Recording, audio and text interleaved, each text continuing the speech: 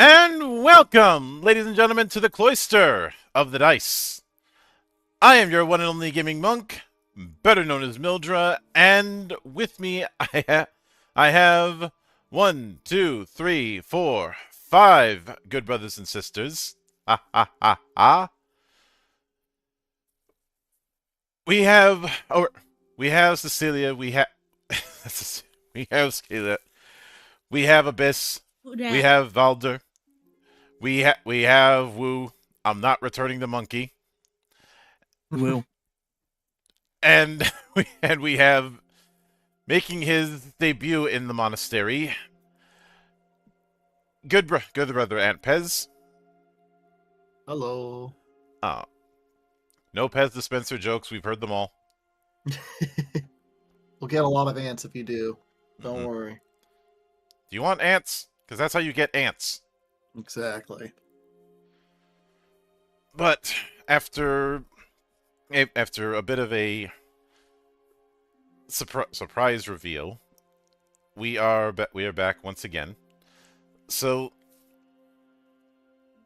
last time we left off, you all were searching for a certain vampire who may have insights on helping you deal with Dracula. And you had at first thought that in order to get that, you had to head northward to Ice Point, but that turned out to be a dead end. Although not completely fruitless, as one of you ended up becoming the drinking champion of White Break, and breathing fire for a moment, because, well, if you're if you're drinking a alcohol called Flame Flagon, what do you think was going to happen?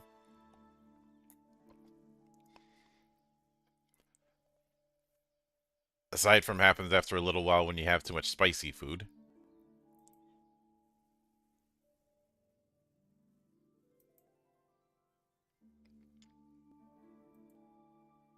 You're forgetting about the most important thing that we went through. We lost the garlic. Yeah. Always back to the garlic. It's tragic. Terrible. Mm-hmm. Yes, because of a inspection in White Break, the garlic that you had got confiscated and then burned.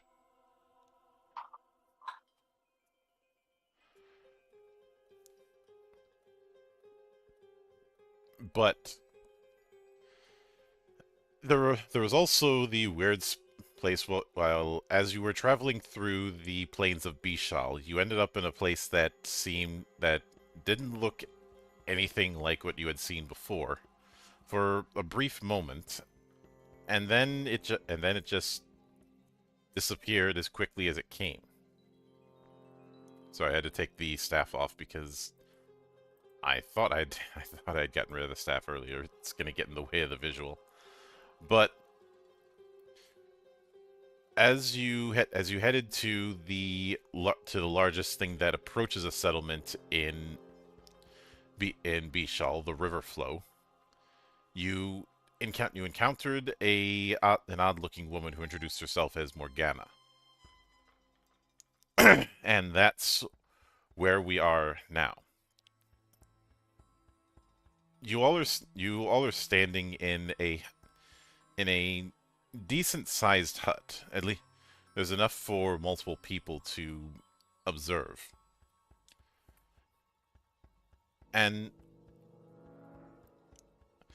as she looks at each of you and says, I can at least tell my cards were once again accurate. Morgana looks to be a woman in her mid-30s, clearly human, but something about her feels off. Not in the sense of being crazy or evil, but like she's in a place she's not supposed to be.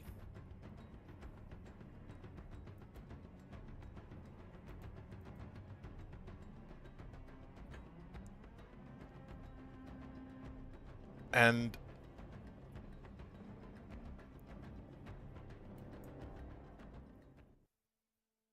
because of that, there is, especially with the deck of cards that she's placing on a table, a deck of cards you have never seen before.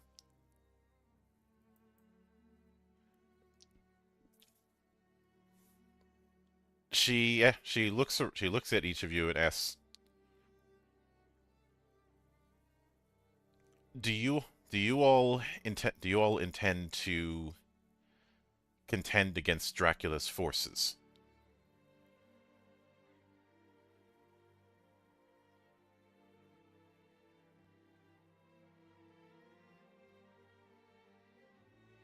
I mean, I think that was the whole purpose of us coming here.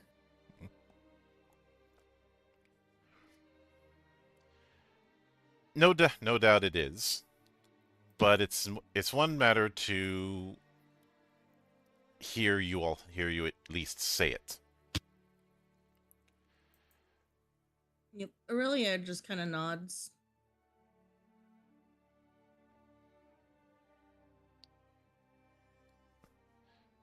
And you do have the trace of someone who ventured into a place you shouldn't.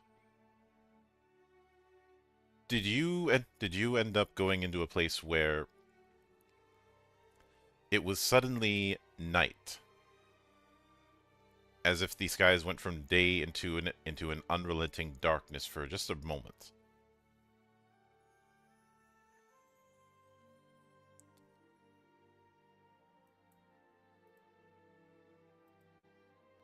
In passing. In passing. Then I suppose I can tell you at least this. As you no doubt gathered, I'm not from around here. Most people aren't. Most people come and go in the river flow as the clans move about in these plains. But I mean, I'm not from this continent or even from this world. The world that you saw for a brief moment is one that has been forcibly overlapped on this world.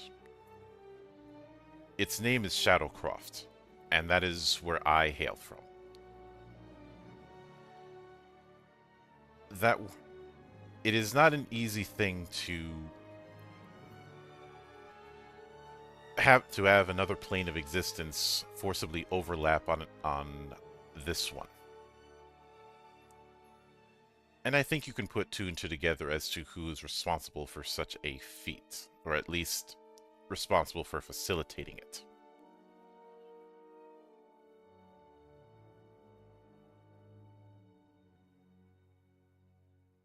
Assuming you're meaning Dracula. You assume correctly. At least, not him specifically. But someone else from my world who has aligned with him. A woman named Lilith. And as she's explaining this, she looks at the dragonfolk who is standing outside the entrance to the tent, saying, "You can. I know you're there. You can come inside." The cards had already revealed to me that you'd be coming as well.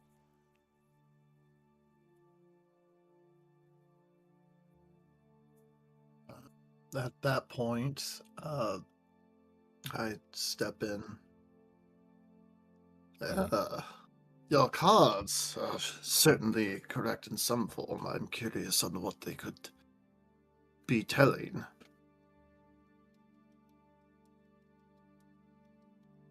and in steps the dragon folk, who is dressed in like orangish red robes. He has his hood up, but like his snout is coming out from the hood, so you can tell like it's a dragonborn. His wings are kind of more tucked in. Mhm. And he seems to be a religious folk. Mhm.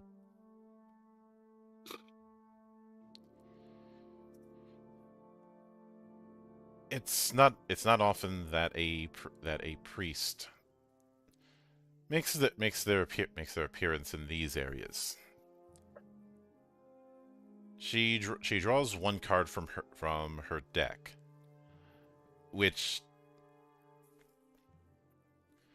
seems to which she shows it to all. It's You can't read what is written on it, but it shows what looks like a queen crowned and who is holding a prominent looking sword while sitting on a throne.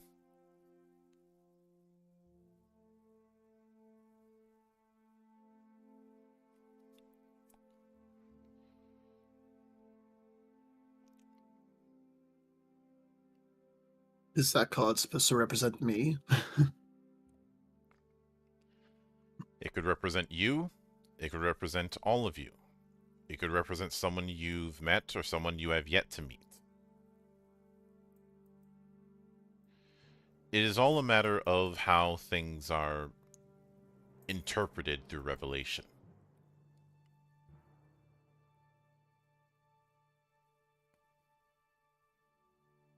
And what would your interpretation be of this?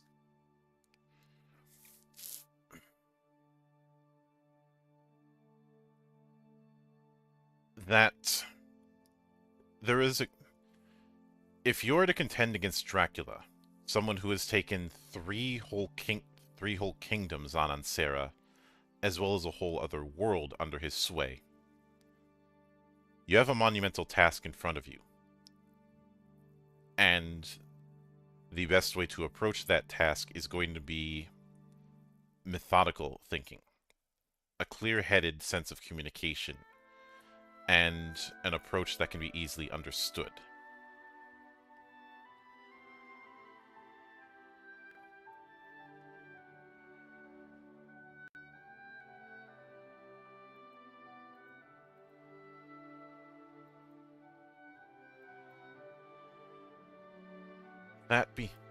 That being said,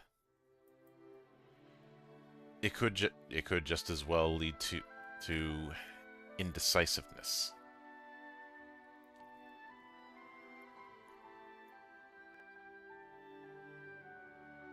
Of course, in the case of Yule, you've already seen certain unusual things, even by the standards of this place.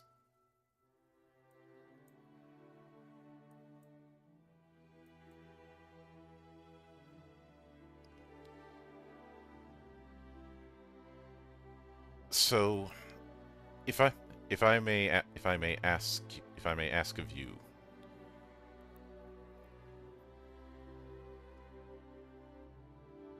for what why do you carry the orb of a ruler?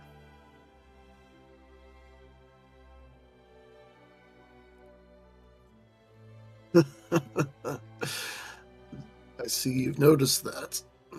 As he looks down at his belt buckle, and he reaches out and he pulls out the orb. The Sovereign's orb. It, in a way, has protected me from my own fatal end. And hopefully I can be able to master it a little bit more to actually have a better chance of taking on Dracula himself.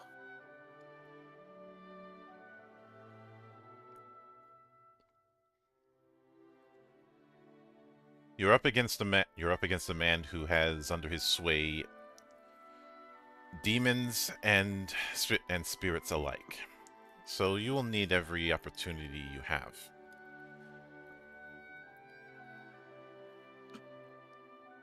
Item. I'd imagine with... She looks at the rest of you. You all have the look of someone who is looking for someone.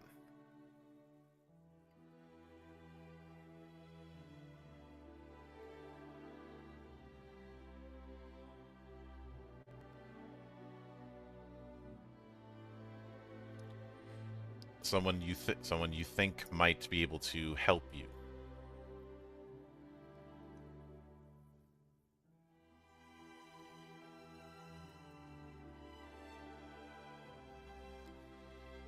So what I would like to ask is, when it comes to this person you're seeking, are you seeking knowledge, or are you seeking to undermine your enemy?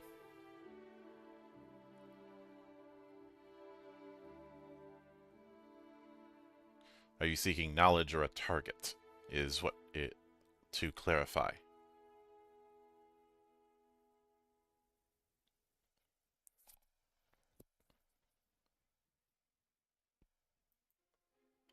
I guess a meaningful target, one that's going to make sense. Unless anybody has any other input for that.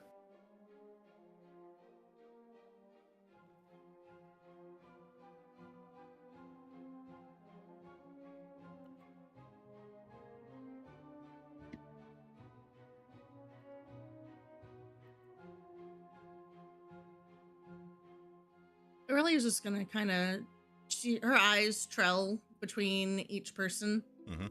while she's thinking about what is, oh, excuse me, what is going on and the situation that's been at hand. And her looks really uncertain. Mhm. Because she wasn't planning for any of this realistically.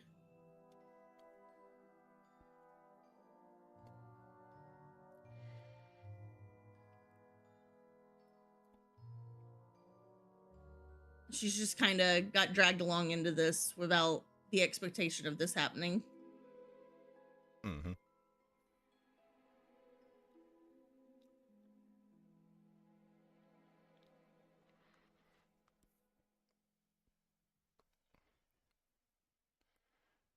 And she just kind of looks down.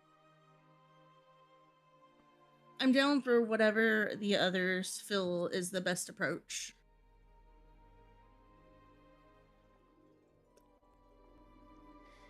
If I'm honest, I wasn't quite planning on being in this situation to begin with, but it seems that fate has other plans for that.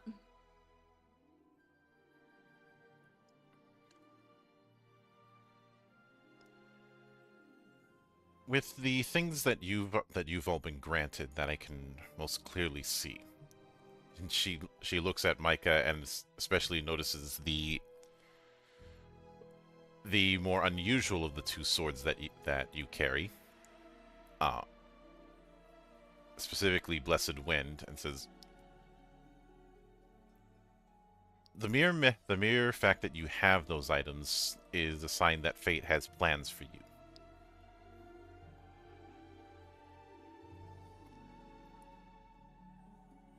There are certain forces greater than ourselves that are going to be taking quite an interest in the coming days. All we can do is hope that we are the better actors in that front. But this person you are looking for, do they have a name?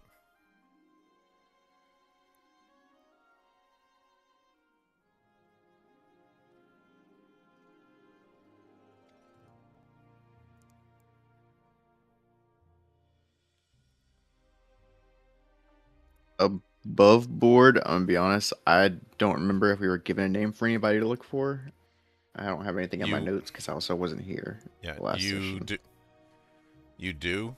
That is that is Edgar. That was the person who was in Abraham's notes. Yep. Okay. Edgar Hawthorne. Okay, well, that's the name that I'll give then. Hmm. Like I said, I didn't have notes for that because I wasn't here last session. Yeah, I haven't been taking notes because it's really hard for me to like take notes during, because yeah, All good. I've been having to go back to the video afterwards and sit through the VOD all over again and quick note. Hmm. It's just if I'm the only one doing the notes, my focus gets on the notes instead of on the session, and it's hard. Hmm.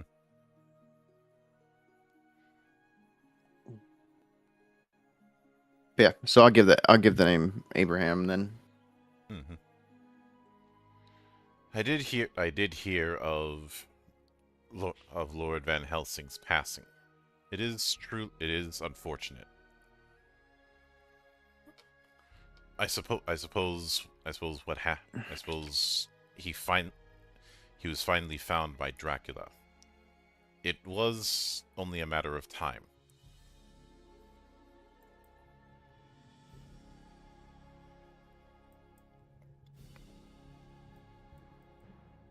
But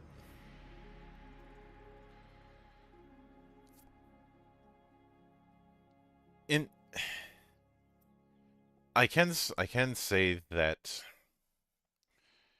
your the person you are looking for is further south. He is in Apaku. At the very least, that was the last time his name was revealed in my divinations. Haku? Unfortunately, you'll see that finding Apaku is easy. Getting to Apaku, not so much.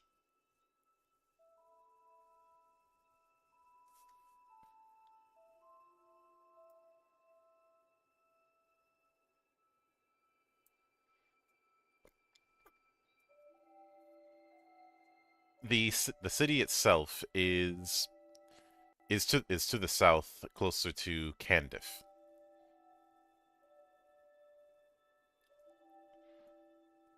But it is a place that is often called the Living City. As for why it's called that, you'll see. uh, Still, anyone who is an enemy of Dracula can at least find an ally in myself. You'll find that there are many people who are willing to help you covertly if they cannot help you overtly.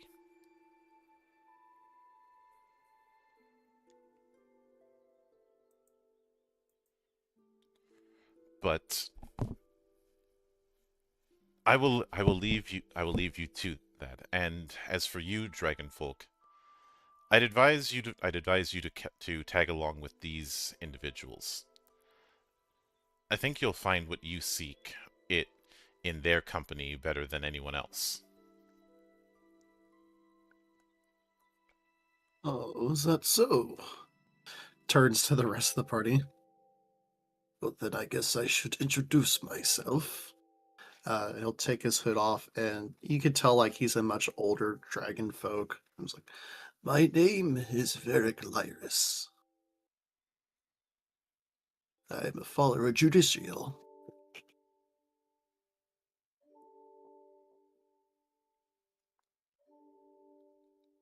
I'll step forward and extend my hand and introduce myself. Um, I'm Micah Yanis. He'll reach out to shake your hand.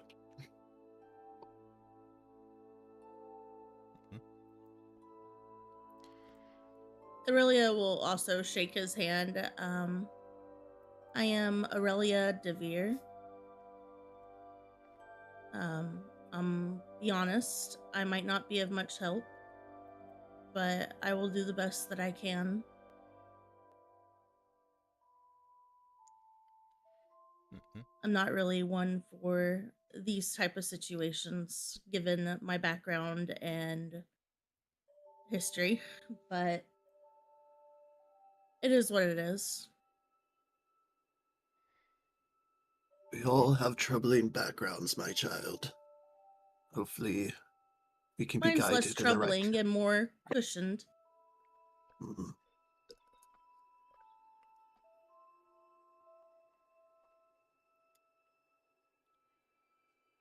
But Her- Herbert's gonna nod and shake his hand as well, and just be like, "Hello, I'm Herbert. Nice to meet you." A pleasure to meet you as well.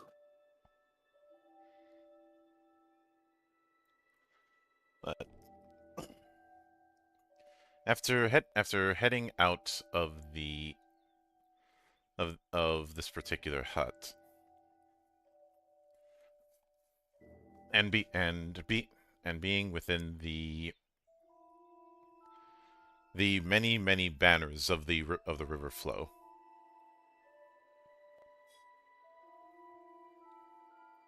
you do you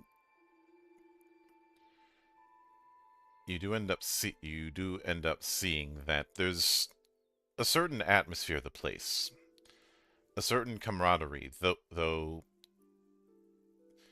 it's clear that that this is a kind of neutral ground for the different horse lord clans that occupy Bishal. You don't know all of them or the politics of them, but you can see recurring patterns in the way certain people dress, the banners that you see dotted across the area, and the different settlements.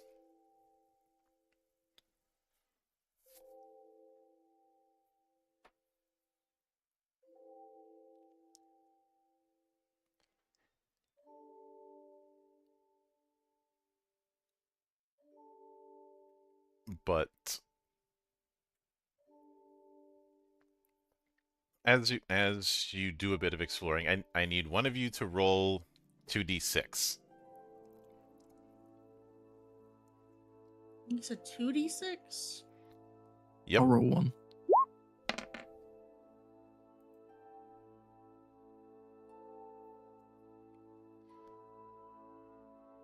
It's nice, but I need... Thank you. I'll roll the second one. Oh. Okay, never mind. I One and a two. misunderstood. Mhm. Okay.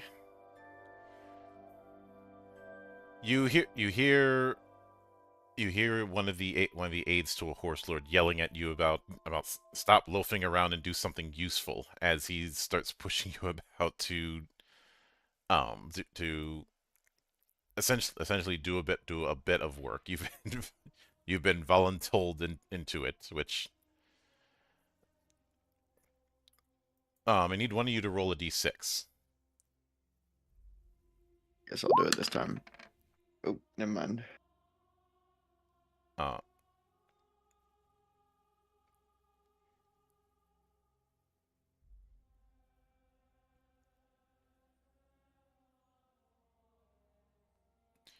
you're pushed into helping unload supplies. So whoever's going to be doing the bulk of the unloading supplies, make a strength roll. Yeah, I can do that.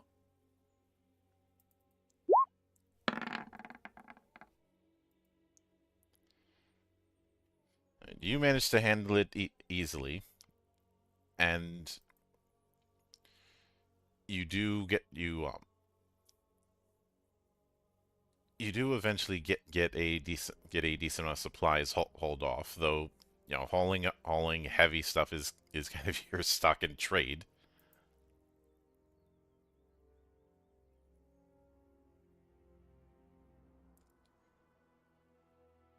But eventually you do take your leave from the supply job.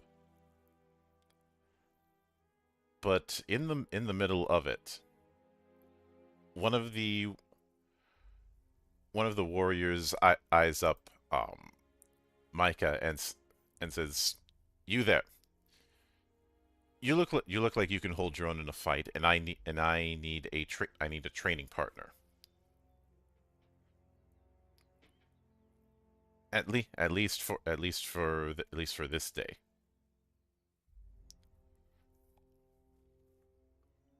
Okay.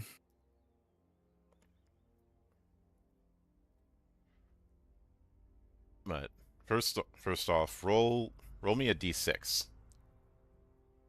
Random person or just anyone? Just Uh, me, I think. Mm-hmm. Okay, double checking. Oh, 1. Yeah, if you, This is already going fantastic. You're just getting them out the way for later. the dice gods show no mercy. Amen. No, they show him no mercy ever. It's awful. Yeah. His roles in Final Fantasy, his roles in D&D, his roles in this, his everything. All of his roles are bad. All of them. The RNG gods hate him. They really do. I got thrown off for a second. I'm like, oh, you mean loot rolls in 14? Because I was like, I never ran Legend Edition with you guys. No. We're talking loot rolls or loot drops in general are just bad for him. So bad. We have another case of the dice gods looking at one person and saying, "Fuck that guy in particular." Yep.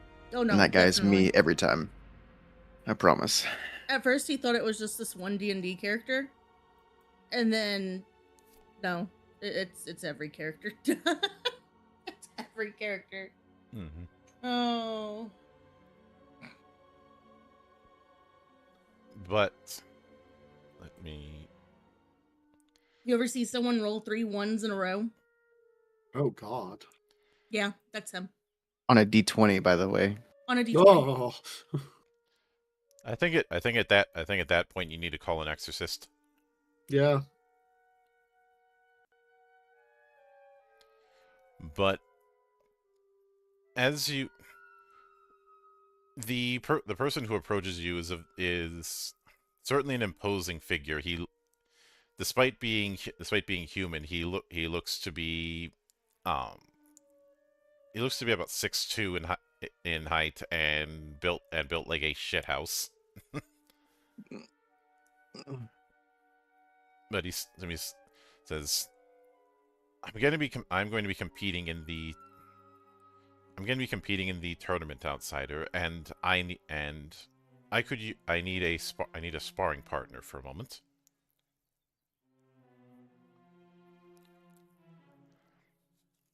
Okay.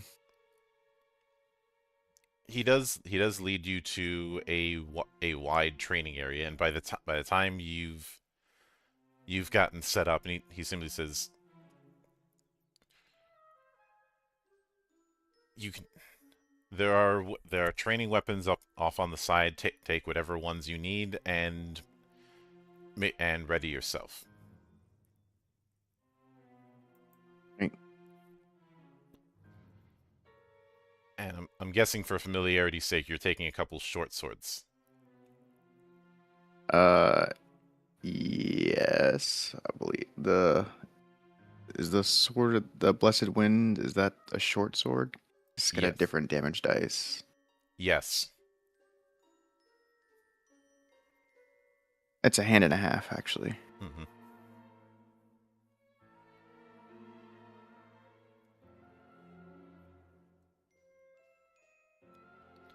A hand and a half, but dual wielding is your your particular style.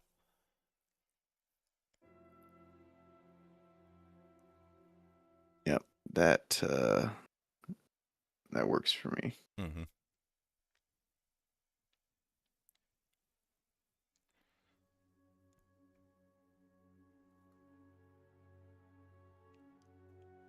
Okay. So, Well, I guess I'm ready whenever he is. mm-hmm. I'm not going to be resolving this as a full combat, just as a contested attack roll. So just a D20 plus what, 3, I guess. Mm-hmm. Second. Okay, well, I'm just fucked, I guess. May maybe you can cancel it out with a 20. There's no chance. I just get my ass beat. You do attempt to try and parry his hit, and which you had the right idea. It's just that he decided that he was going to be using a great hammer, and it ended up knocking you down. You do see some of the people who've gathered to watch this laughing. But he goes, "All right, get up. Let's try again. I don't want to end up breaking my training partner so easily." You make another roll, or Yep. oh my god, Dude, again? you're gonna notice I have this really like it could be really bad habit or really good depending on the roll. I roll the same number twice in a row more than I should. It's true.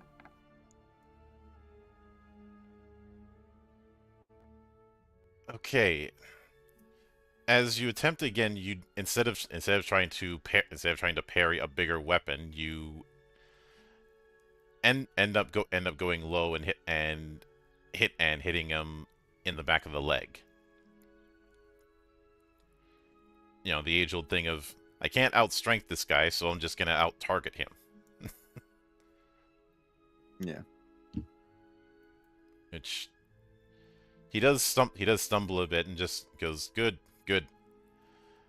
You have some talent at least." Now, again.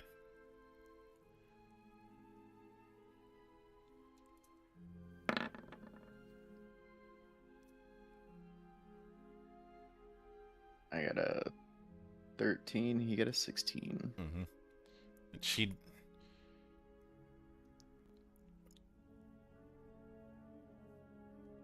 You do end up exchanging blows for a bit, but it's clear his hits end up wearing you down before he knocks you down again.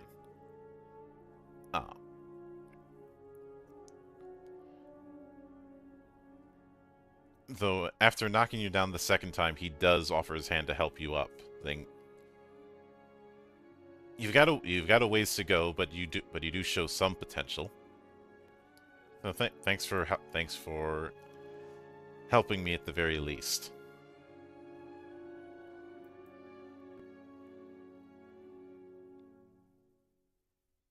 You're welcome. It's been a minute since I've been able to fight someone who's as skilled as you are.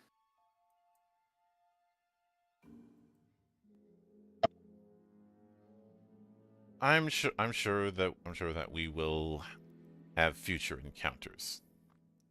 But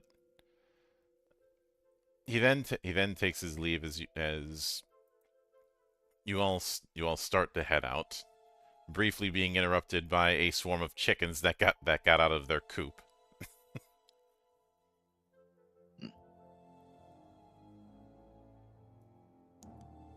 As far as how many chickens, 14.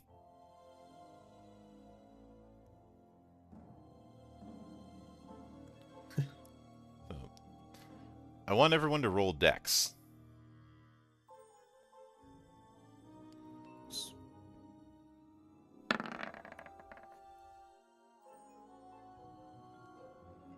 see, 14, 12. What did you... Well, I guess on the plus side, you didn't roll another 11. Well, Still not good. But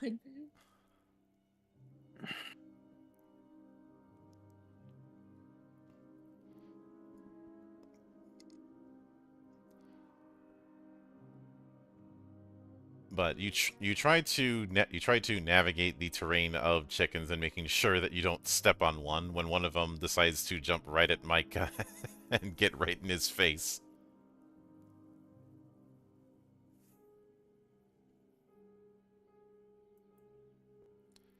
Oh, In a that one appears to be infatuated with you.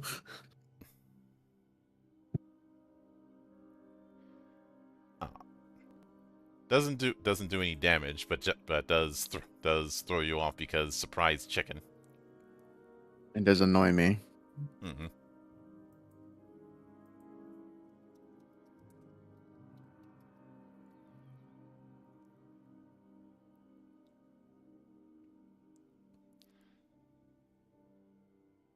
I mean, it could be worse. Uh, and I advise you to check the side chat in the server for worse.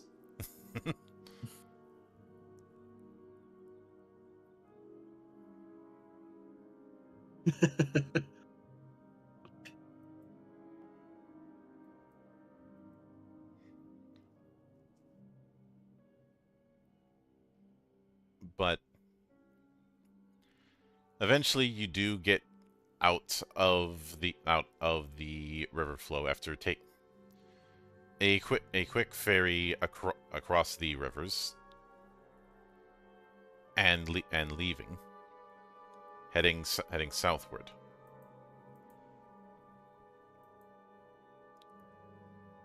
So you guys are starting right about here.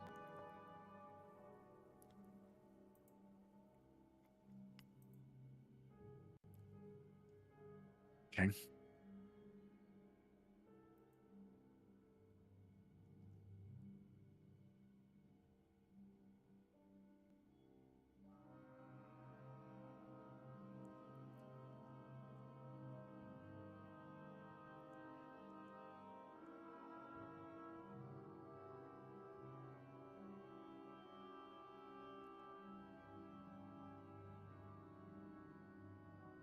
And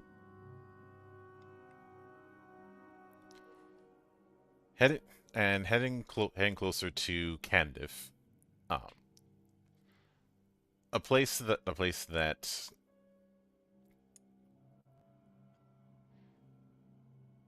ha that ha that has a, that you don't see the same gloom that you did with other areas that had been clearly conquered by Dracula, but this seems to have other potential issues. Uh,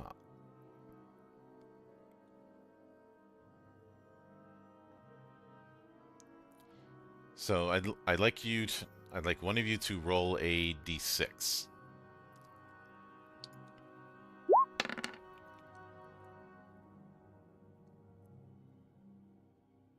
There we go. Once, right? Mm-hmm.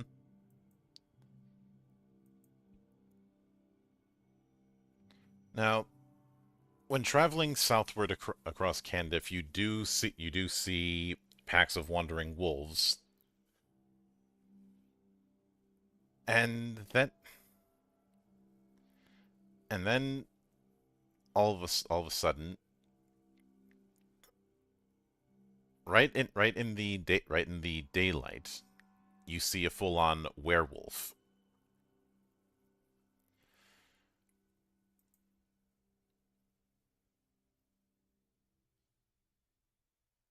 As far as which type, roll a d6.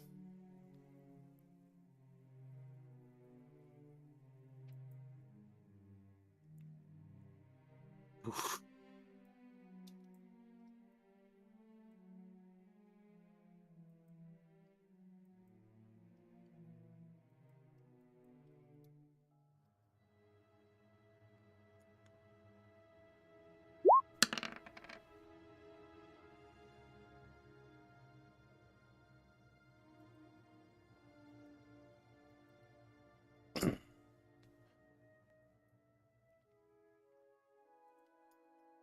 So the werewolf that you do find is one. This is one that Herbert, you don't know why you know this, but you know this is one of the ones associated with one of the moons, specifically the moon of Diminus. Interesting. Its fur appears to be brittle and frozen, and it seems to have an air of an icy chill. That moon. Okay.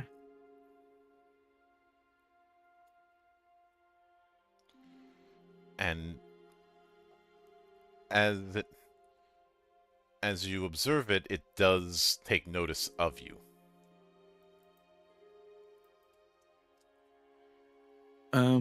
Does it seem hostile at all?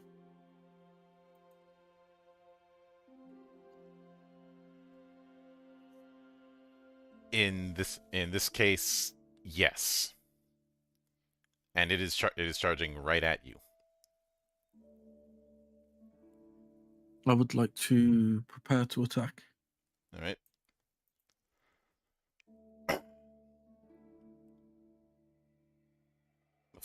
Before you can, it is going to attempt to attack itself.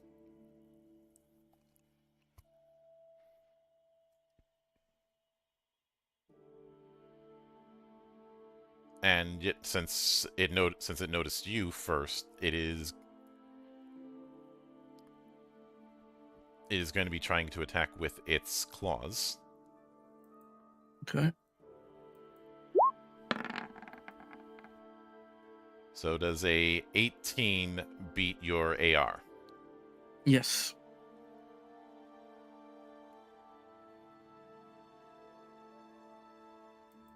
All right. It deals 5 damage, 5 sharp damage, and 3 cold damage for a total of 8. I would like to counter strike, if Mhm. possible. Go ahead. Where's my combat?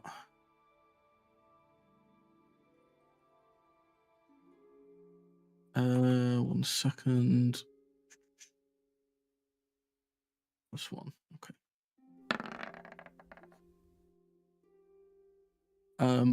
I'd also like to rend as well, so I double the strength on this, but I also get +2 if Mhm. it. Wait, does it even go through fast? All right. 15 versus AR. Yes, it does. Okay, so it gets +2 from counter strike, Mhm. and then I'll also use rend to double my strength, so I add another +5 to the result. Yep. So I add 5 and then 2, so 7.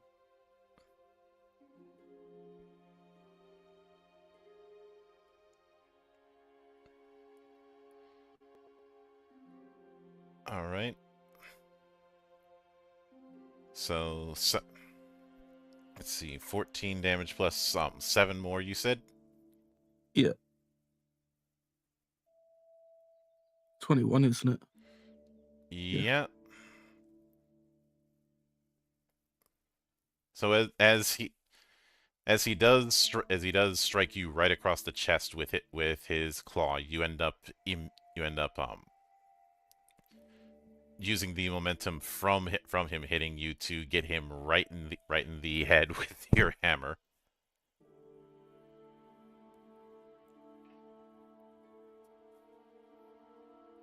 Which it doesn't kill him, but but because you essentially cold cocked him, it knocks him out cold.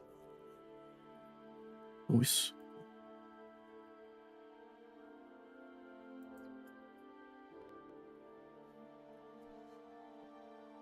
But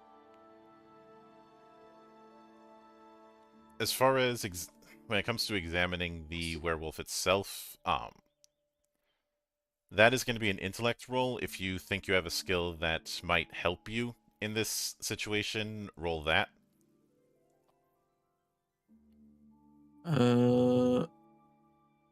And this goes for anybody who wants to investigate this werewolf and why it attacked Herbert specifically. Would, I got animal you- handling. Mhm. Maybe that'll help. Yep, that can work. Intuiting? About Go ahead. nature? Hmm. Ooh, damn. Oh,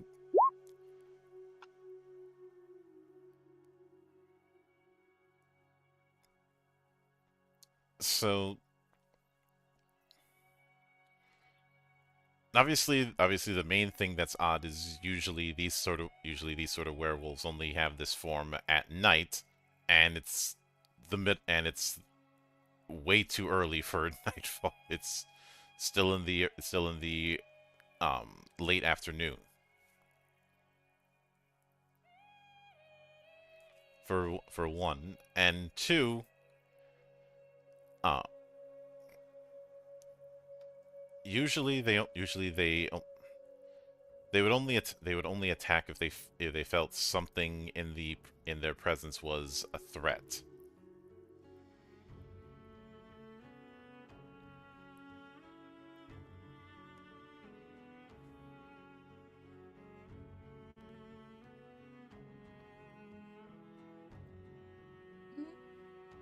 I'm just a humble farmer.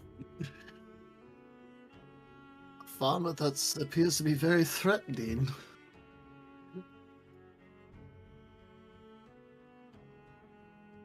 Mildra,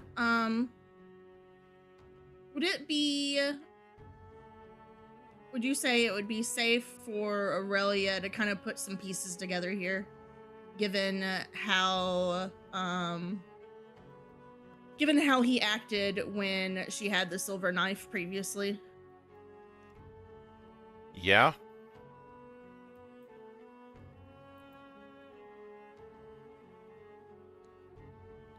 Okay. She's just gonna kind of look at him and be like, perhaps they smell the leftover garlic on you, but it's okay. She's gonna put her hand on his shoulder and kind of give him this look. Like, I know your secret, it's okay.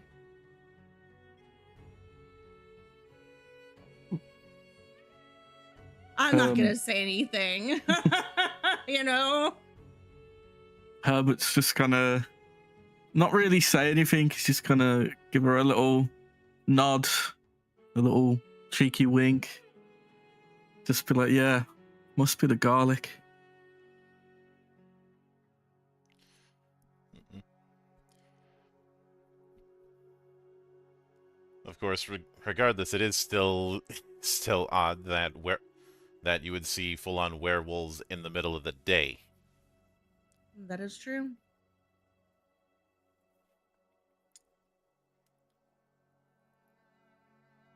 How odd. Mhm. But as you head further south,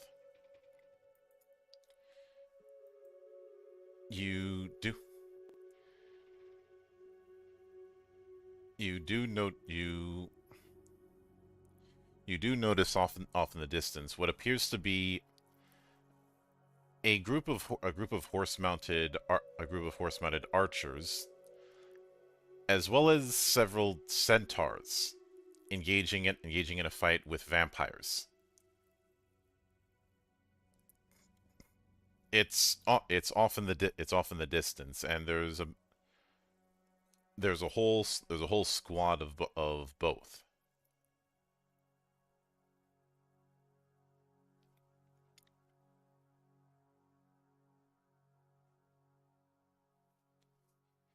Uh,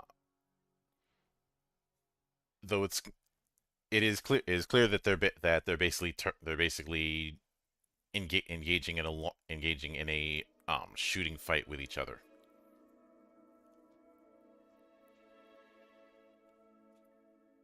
Does it look like one side is winning over the other?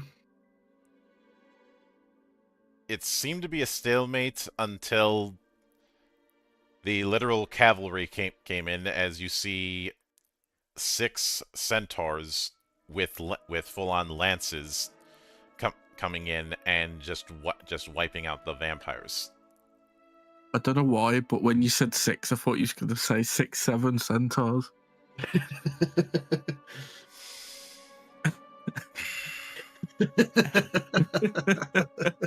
I really don't know why it came to my mind.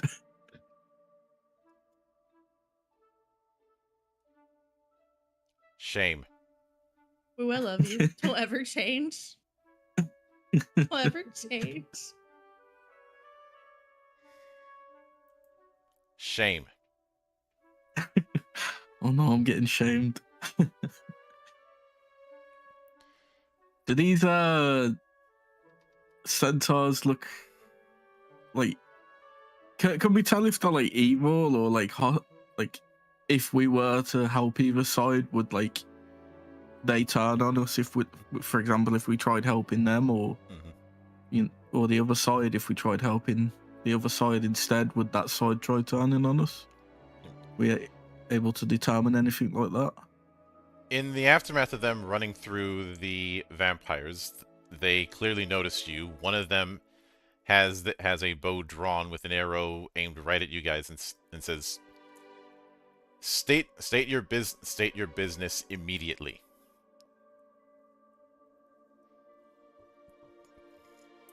We are just traveling to Apku.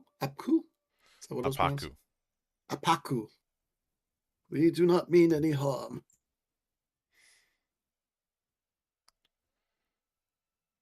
Roll charisma. You can roll either intelligence, charisma, or luck. Charisma, luck, and what was the third one? Intelligence. I'm gonna do intelligence because that's my bigger number. Right. Simply goes.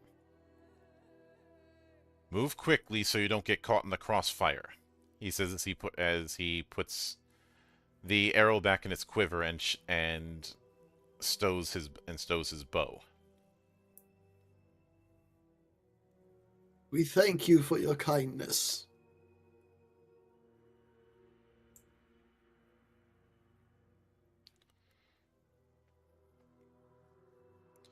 He says nothing as him and the other riders go off.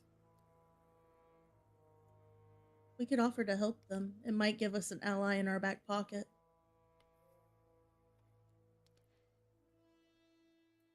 In case we ever need anything going forward. Mm-hmm.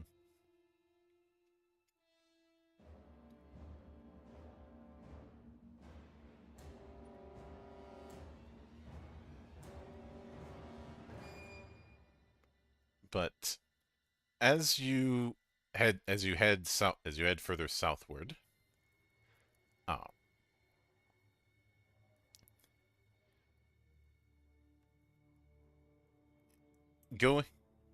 you find yourself in a massive plains.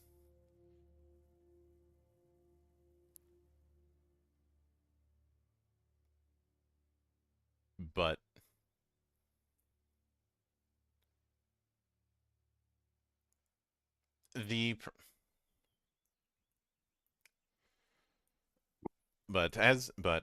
as you continue, you hear off in the distance what sounds like large steps, like a large thud, and it becomes quickly apparent why Morgana had said to you, you will see why they call it the Living City. As off in the distance you see a massive kaiju-sized turtle with a city on its back.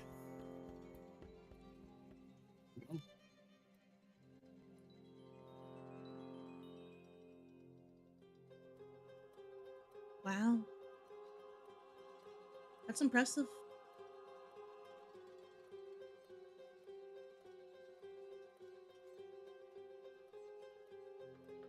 So, do you think there might be a ladder or some stairs?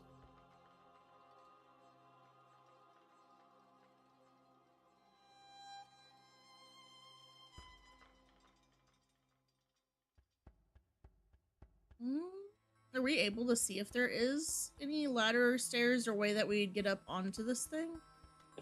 Not from this distance, but you do see that it is heading towards some place that looks like a settlement.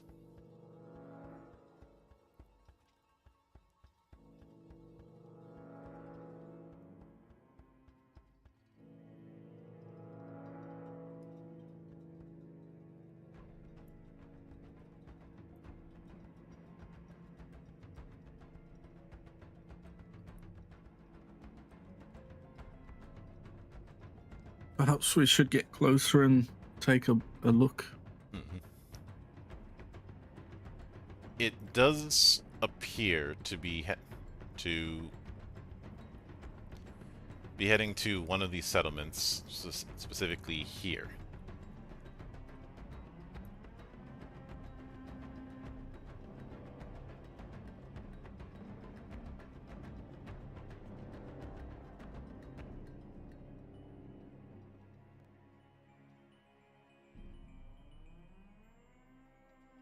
And heading southward to that, it does take you about a day to get there, but it's going to take several days before Apaku gets there. What seems like a settlement, it's clear, is kind of a,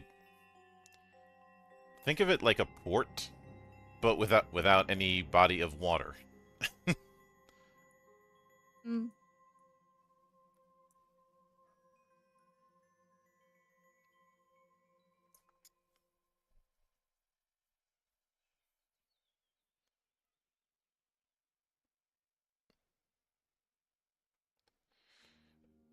Though from talking with the locals, these areas are what are known as staircase monuments.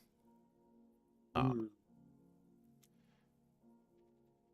A massive network of staircases, pulleys, and the like to safely transport people onto Apaku. Hmm.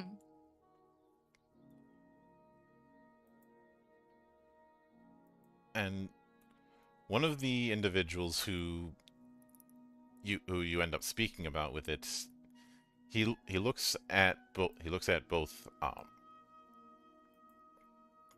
Scarlet and Varric and asks, are you all pilgrims? It's rare that I see two people of the cloth in one area.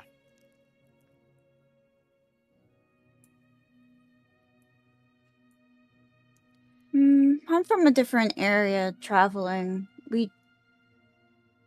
But I guess we're on the same mission.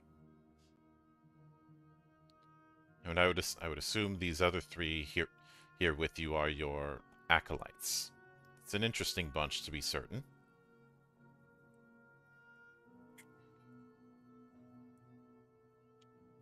Very well devised bunch that is very protective of us, yes.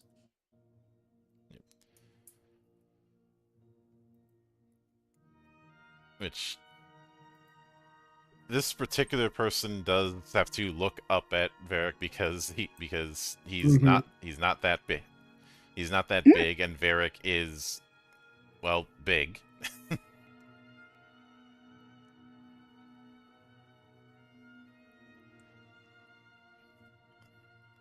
As far as how short this person is, they're 5'4", and Varric is 6'3". Oh wow. A return of what we in the business call height supremacy. Not that I would know Mhm. a thing or two about that personally.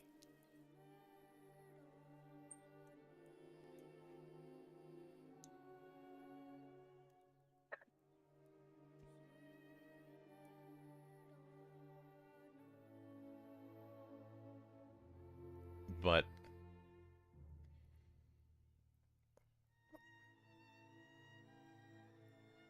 you do find that while getting to these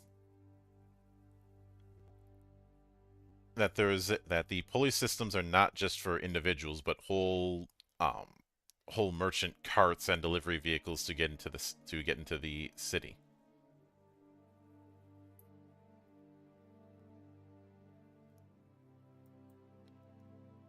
But under normal circumstances, you would not be able to get into Apaku without getting permits. But because the robes are recognized and they view you as a missionary, they're willing to let it pass because they think that you're headed to the temple in the city. At least one of them. Mhm. And it's a case of you technically aren't, but may as well go along with it.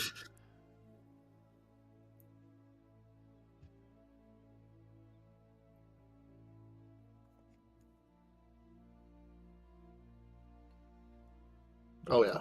Hmm.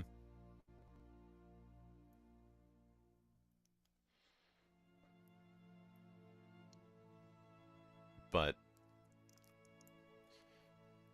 getting onto after a bit, you do find yourself on what looks like a pulley platform that is filled with caravans that leads you onto Apaku. And even from this high up, you can see Apaku is massive. You're taking a full on city, a full on castle town, and putting it on the back of a giant turtle.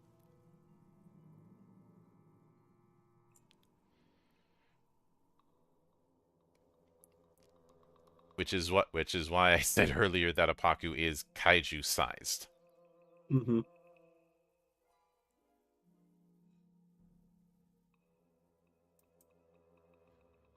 But as for the city itself, it actually looks rather modern.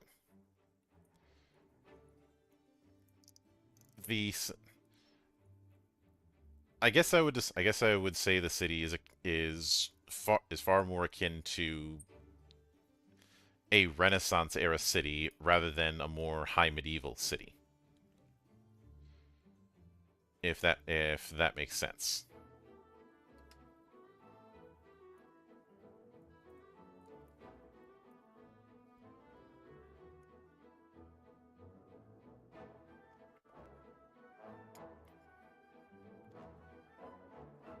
The place, even from the distance, looks labyrinthine.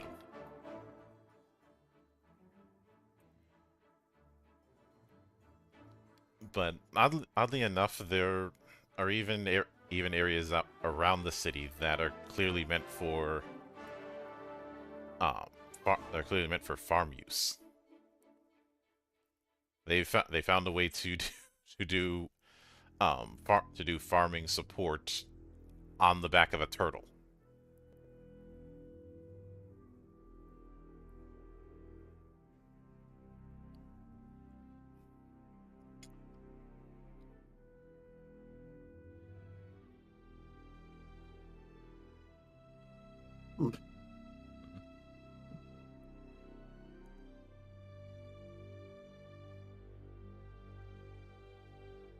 Interesting. Mm-hmm.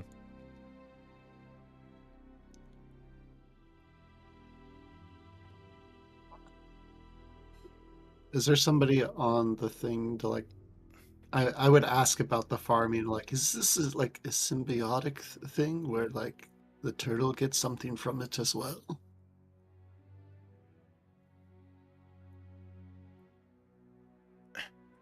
One of the people you asked says it is believed by some of the scholars, though it's not known, that turtle is not a normal turtle, but in fact a massive fey folk. Mm-mm. Fascinating. Which, if that is the case, then the ability to grow plants on its back would be more of a consequence of it having vast connections to primal magic.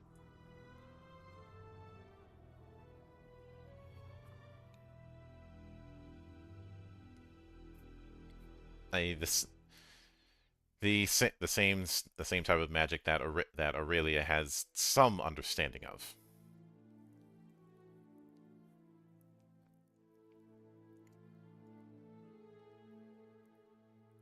I do.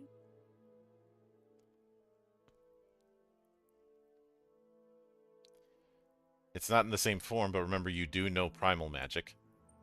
Yep.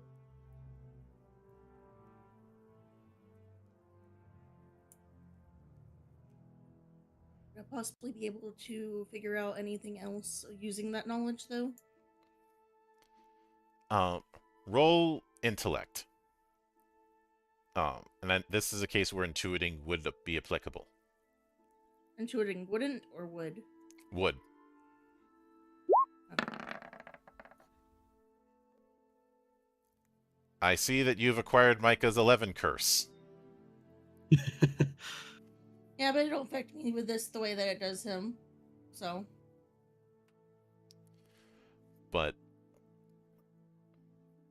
you do try and as you arrive at Apaku, you do try and see if you can tap it when you hear that it might have primal magic. Try and tap into it, and it feels like trying to put your hand in a raging river. You can only do it for a second before you have to cut yourself off without getting overwhelmed. And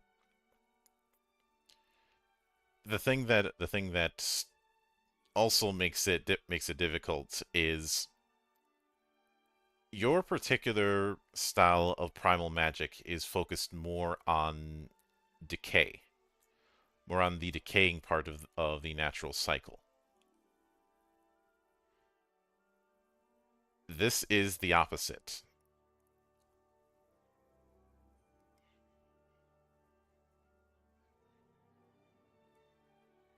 Is it?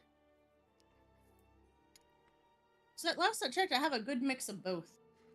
You have a mix of both, but you do skew a bit towards the decaying part, especially with the bit of gamba with some of your magic.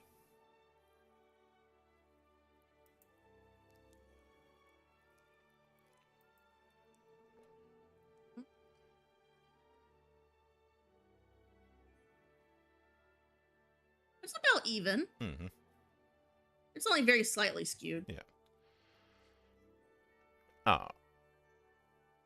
But the point is that trying to get an understanding of the amount of primal power that is within the turtle is vastly overwhelming if you didn't cut yourself off after a half second of trying to see how big it is. Like I said, it is akin to putting your hand into a raging river.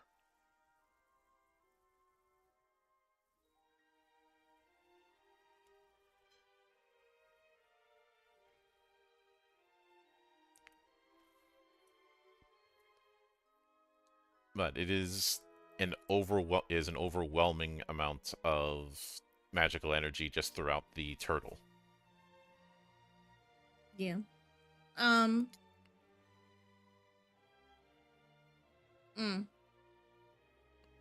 She's just gonna ponder on that for a moment.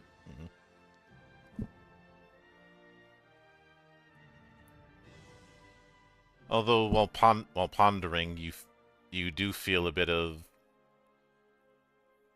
disorientation. Just from the amount that you sensed. She's more so just thinking about how awesome that is. Oh. And she's impressed. Hmm.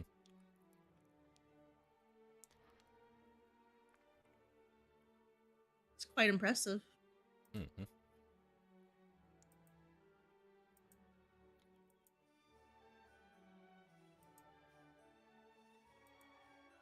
I wonder who did that. Or if it's just a natural occurrence. Mm-hmm.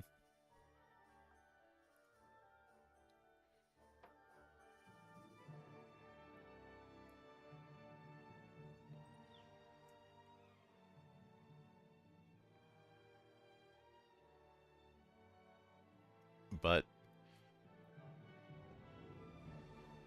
as you go into the city, one of the big things you notice is that the city is, in addition to being large, it's almost labyrinthine,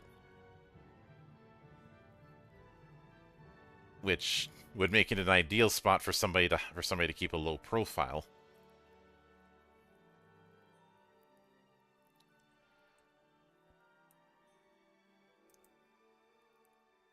But as you're pondering this, you do feel that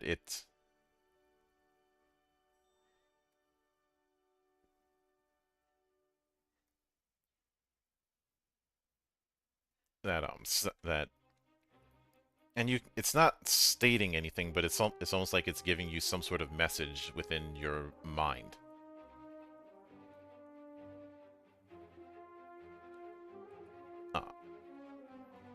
That something that doesn't belong here has climbed onto my back.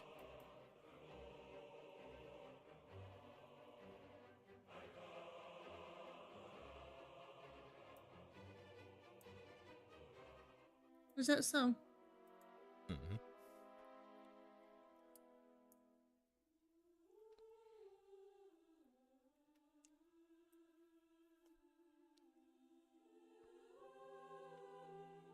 But as you further explore the city, probably sticking to a group because it's clear that this is an easy place to get lost. uh,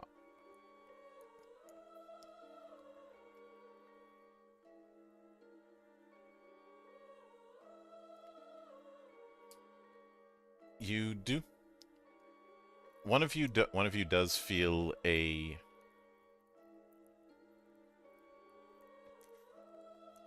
tug of sorts, as if someone pulled a reverse pickpocket on you.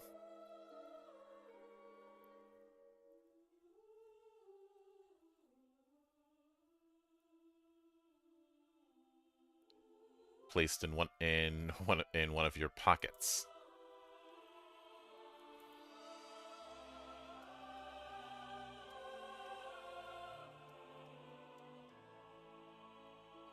And as far as who, it was put into Scarlet's pocket. I was just about to ask. I was like, whose pocket? I ended up doing a die roll off camera to see.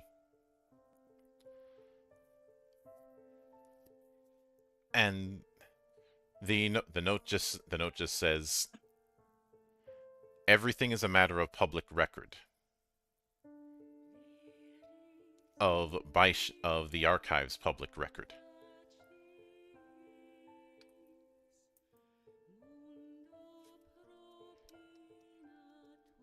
I get the sense that I guess we need to go to that place then.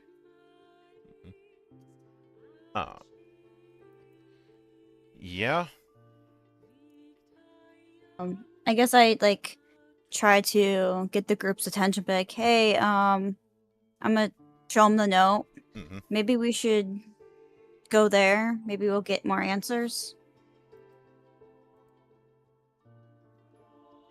Mm-hmm.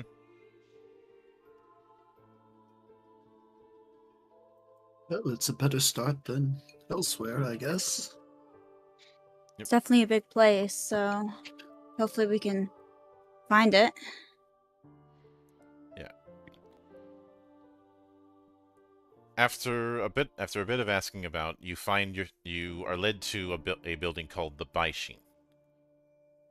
This is a massive courthouse where many of the court officials perform their duties, and the name of itself is the representative body for the clans, cities, guilds, and districts across Apaku. What you've come to notice is Apaku is, in addition to being a very Renaissance city, is also very bureaucratic.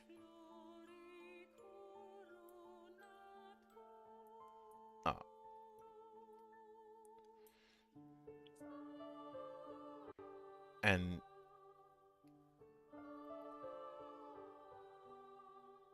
I believe you are you're heading here specifically to look for info on Edgar. Yes. Mhm. So Yes, I see. that was perfectly timed. Oh, my that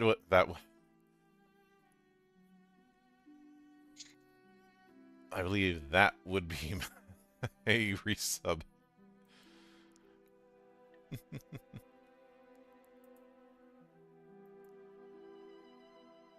Yep.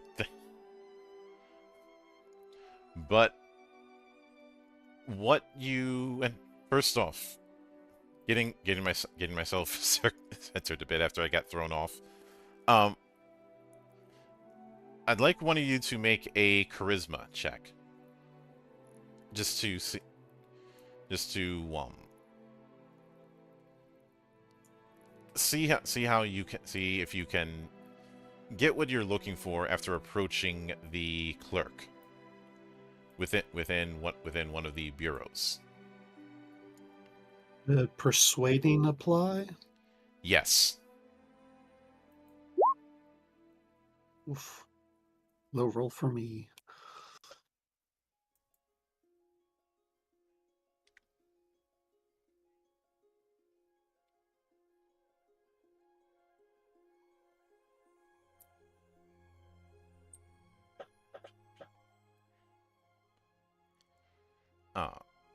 If anyone else wants to try their luck.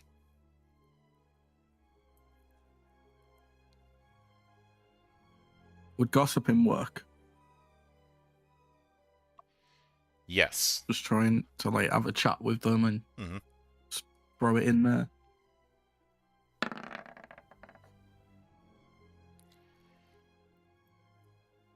And that does work. Nice.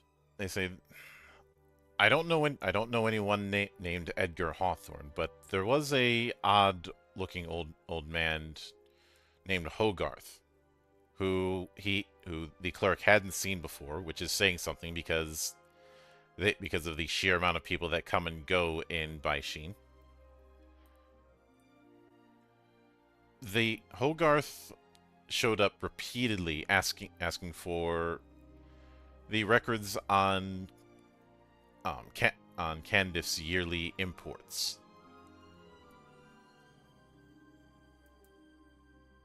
Also seemed to have an interest in holy water.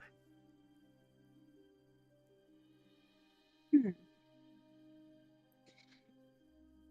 And well, yes, Candiff does import a lot of water, especially from Betal, which is the kingdom to the west. There's no massive body of water, but of course there's a lot of frozen mountains and a decent river to the west, which is how the water trade happens there. Plus, as you no doubt notice, there's one of those staircases very close to the mountains.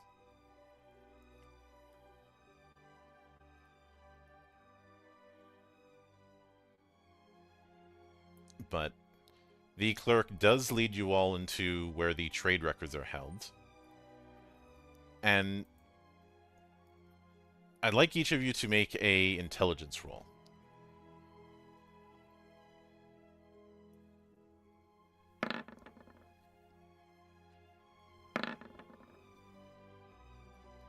Brother, Jesus. I'm telling you, I wasn't lying when I said I roll the same number repeatedly.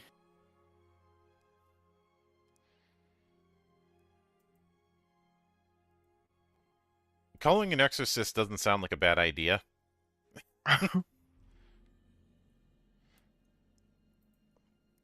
Need some But holy water.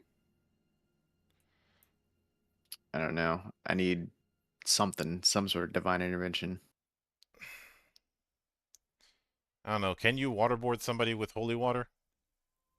Absolutely. Possibly. I mean, all it is stagnant water, isn't it? But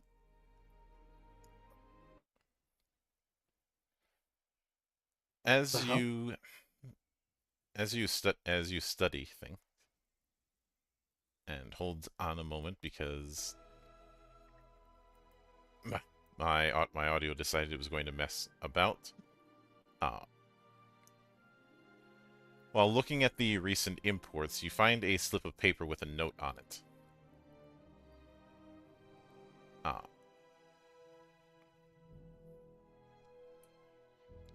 The note reads as follows. The tyrant has ignited a tapestry of fire. Perhaps too late am I. Sanguine regrets are many, and yet I carry on. Never can I quit, nor keel over till it's done. Anon we must defeat, Dracula the Cruel. And I'm going to put the text in the side chat. Also, apologies for the Appreciate it. train horns because the trains are back. Choo choo. No, it's got a train on its back. This city is well advanced. It's a very, very living city. It's very lively. Mhm. Although, would you really put it past a turtle on the back of a city on the back of a turtle to have trains? It does. It does. Where would but it go, though? Around? You'd only be able to go to the city, wouldn't it?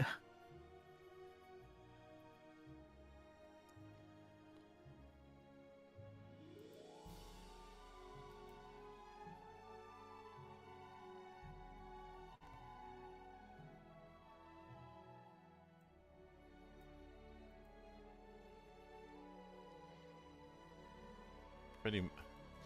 It'd be able to go. It'd be able to go around, but if you look in the side chat, you'll see the note.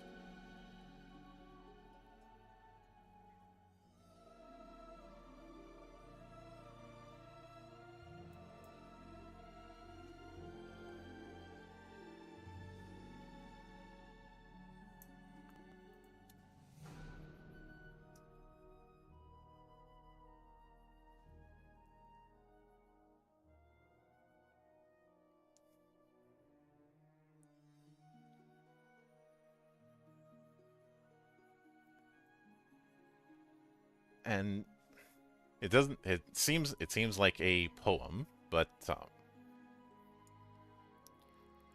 well,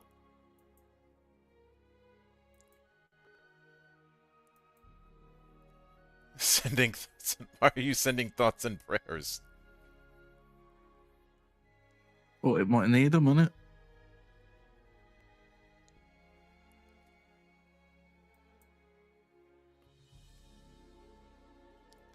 I guess.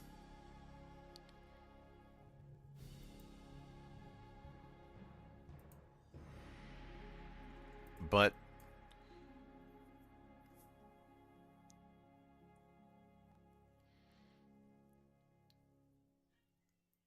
let's see, have the rest of you seen the poem?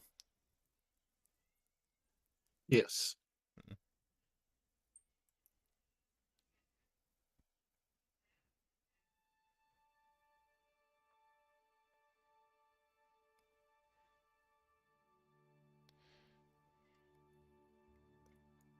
No, the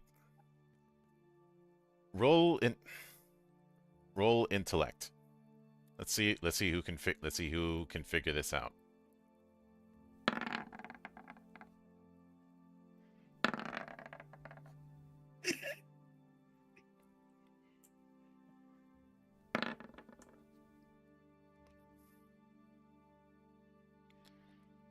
I get the feeling intellect isn't our strong suit right now.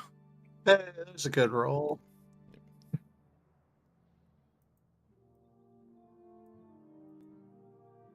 Second, I stepped away. Mm-hmm. Roll intellect.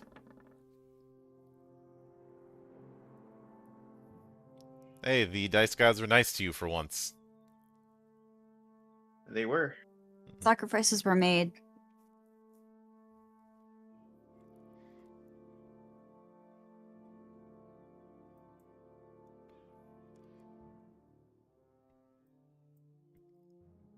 But let me move some stuff around.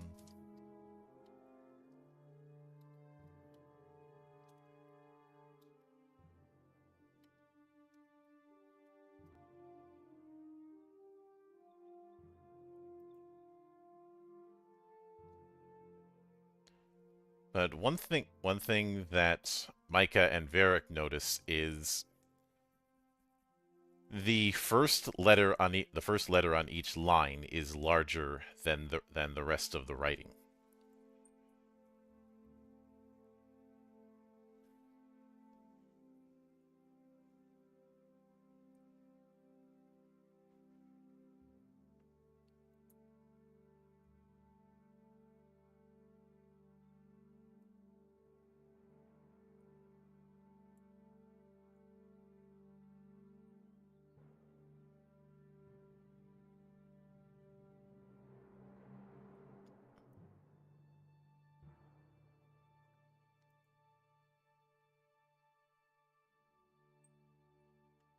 Yep.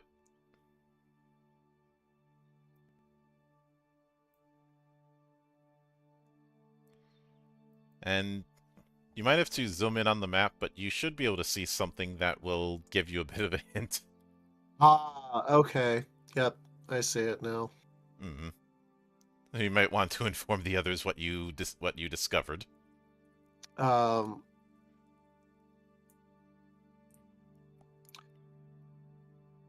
that is the name of a city to the left Mm-hmm. in Betala.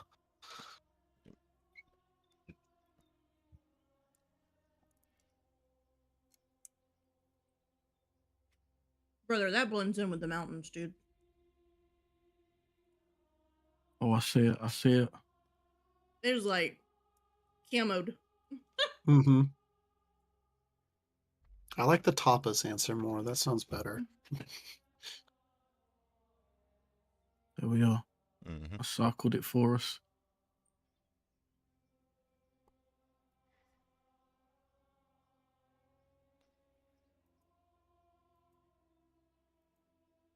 Holy moly. They should have outlined that with like a darker color. Yeah, that's this map was made with Incarnate.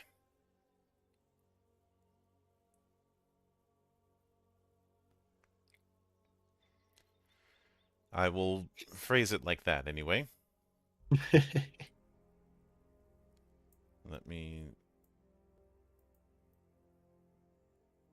zoom in a bit so it's a little bit easier to see.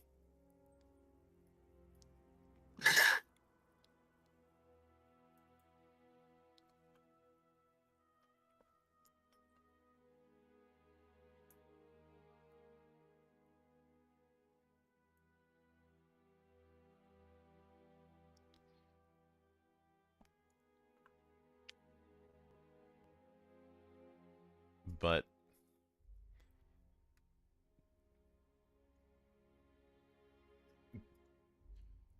It is still, but it on the plus side, you have some idea of a destination. On the downside, um,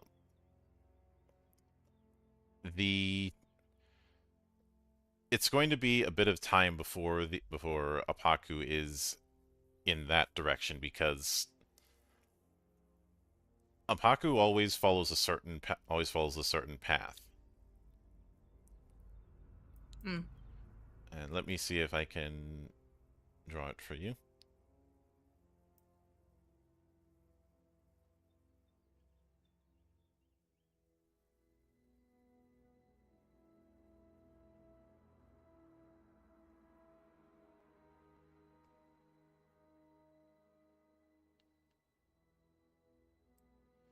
Not the best, but you can kind of see the vision here. Mm-hmm. Hmm. Meaning it's going to be a few days, and jumping off the turtle probably isn't the best idea either. Nah, I like my legs. Yeah. I like my And- kneecaps in place, thank you. Mm-hmm. And we're currently in this one right now. Yep. Well, that's the Okay. one that you left. Oh, that's the one we left. Yeah. At this point, given how much time has passed, Apaku is starting to head south. Oh, so sounds like we just. Well, actually, I guess. Mm. Which way is it rotating? It is going south, then west, then north, then east. Okay.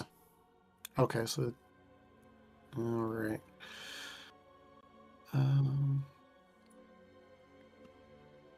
Okay.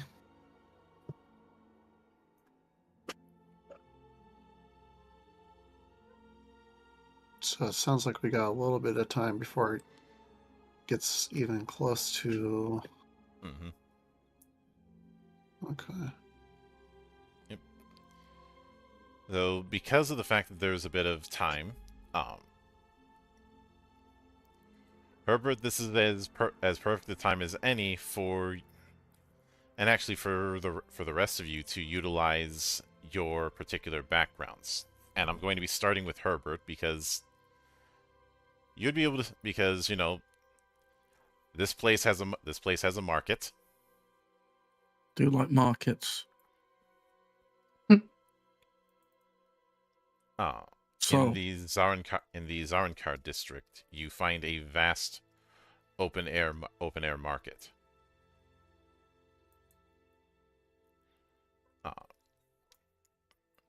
need to do something very important. Can I do a perceiving test based on smell to see if I can smell any garlic? Have we asked what the obsession with garlic is? Don't worry about it. Because I feel like it's becoming important at this point. Garlic's really good. I mean, Yeah. yeah. It's good It for goes the with heart. everything. Yeah. It's good for the heart, too. Lowers the cholesterol.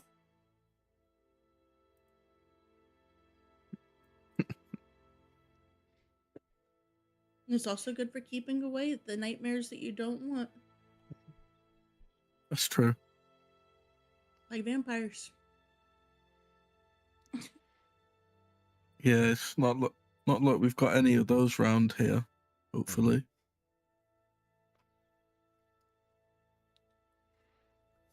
Yeah, can I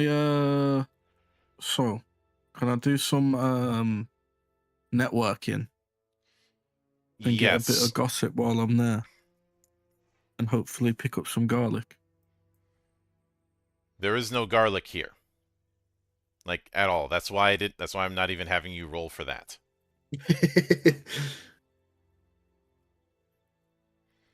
Oh. Are you sure? Be positive. Yes. It's okay. I just take the gossip then. Mhm. And some money.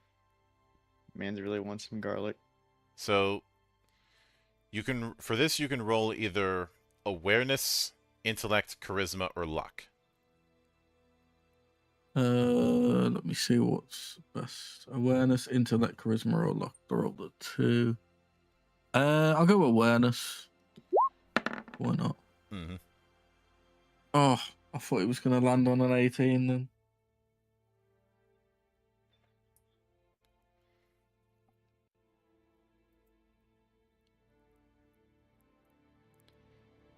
Yep.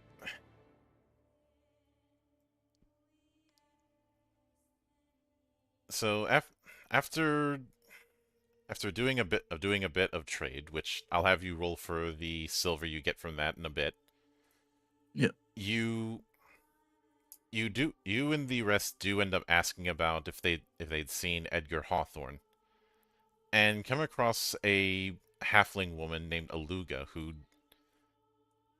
does recognize the name. Hmm. And she gives you a cloth map of North Spina, the region that you guys are in, and a compass set to the back of a wooden whittled turtle meant to resemble a paku. The compass is obviously a joke, given that because of how a paku moves, cardinal directions are kind of pointless.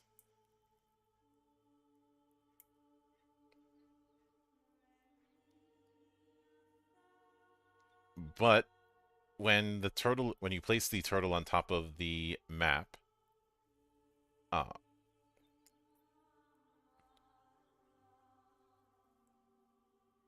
you do notice that the compass on the turtle points directly to where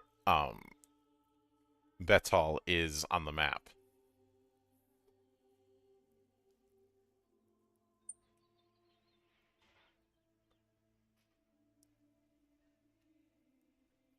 So it would be that general direction we want to go then, isn't it?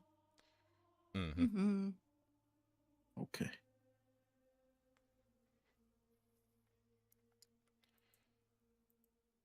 Now, as far as network, roll the 2d10 plus 20. Yep. 2.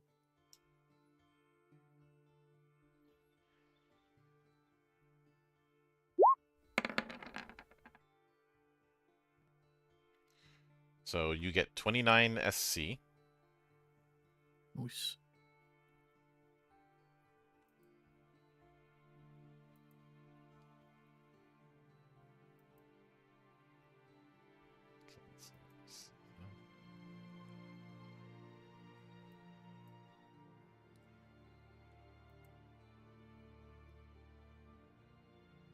I think that's all I do. Just a bit of networking and gossiping and whatnot. Mm-hmm. Now, on the other hand, Scarlet, in visiting one of the temples, I'd like you to make a similar roll. This time using let's go with luck. You want me to roll luck? Yep.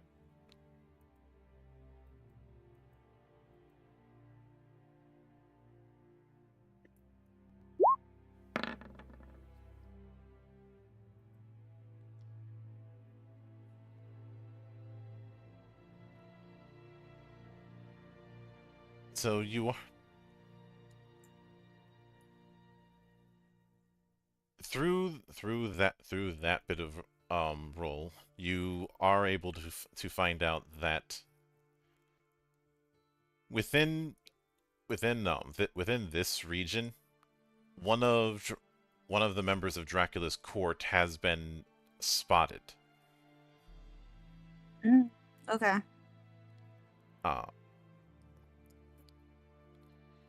Specifically a woman named Yuriko.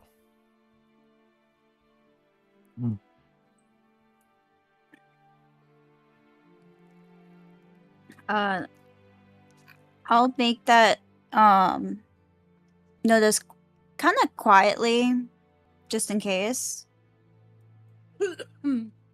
So I'll probably like have it lowered so you guys can hear it. Hmm. And I'll probably say the name too. So guys, be careful.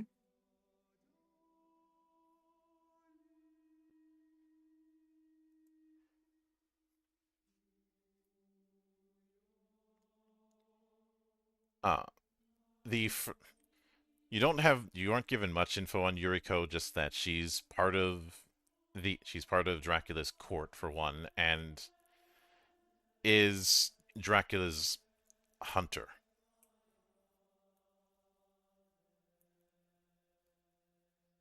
So she's the one that hunts for him? Yes. Okay.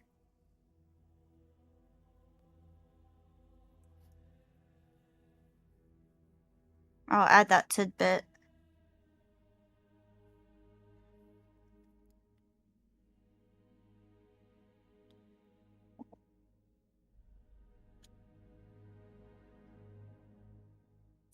I guess we don't know like what she looks like just by name. No. Hmm.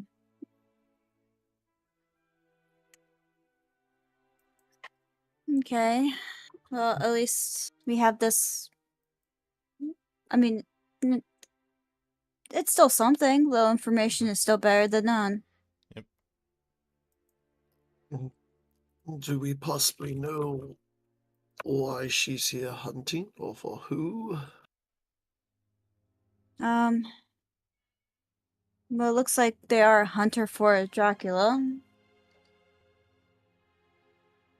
So possibly maybe a meal.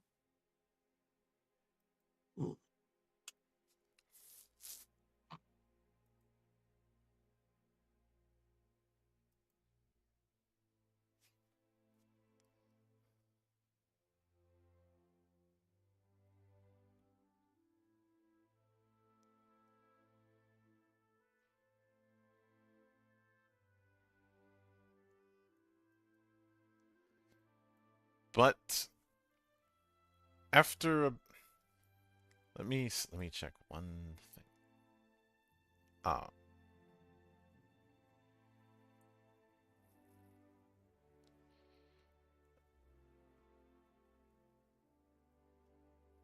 After a bit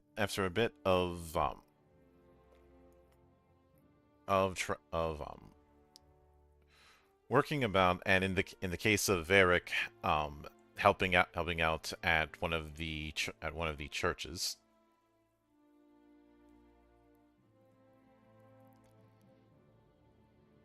This is over the course of a week and change. You eventually head towards the staircase that's closest to Betal. This one here. And let me.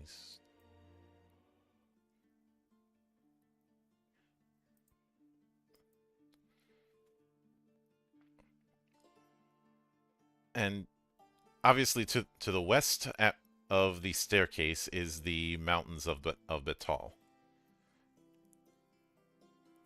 A very high, and even from the foot, you look like you're looking up at a massive, constantly wintry set of mountain ranges. Off in the distance, you can see that, yes, there is a settlement very high up in the mountains.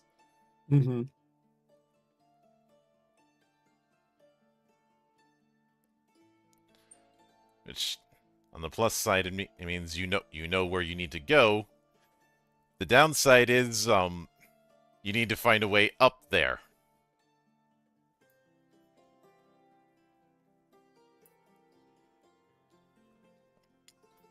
Since, I guess I'd put in perspective of, you guys are at the foot of not Everest, but K2.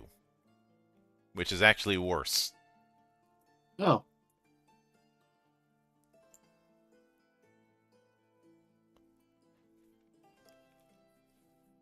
But as far as how you're going to get up there, we will cover that after a bit, because I think this is as good a spot as any to take our short break. So, if you got drinks, get them. If you got snacks, get them. If you need to use the privy, go and do that. We will be back in 10. All right.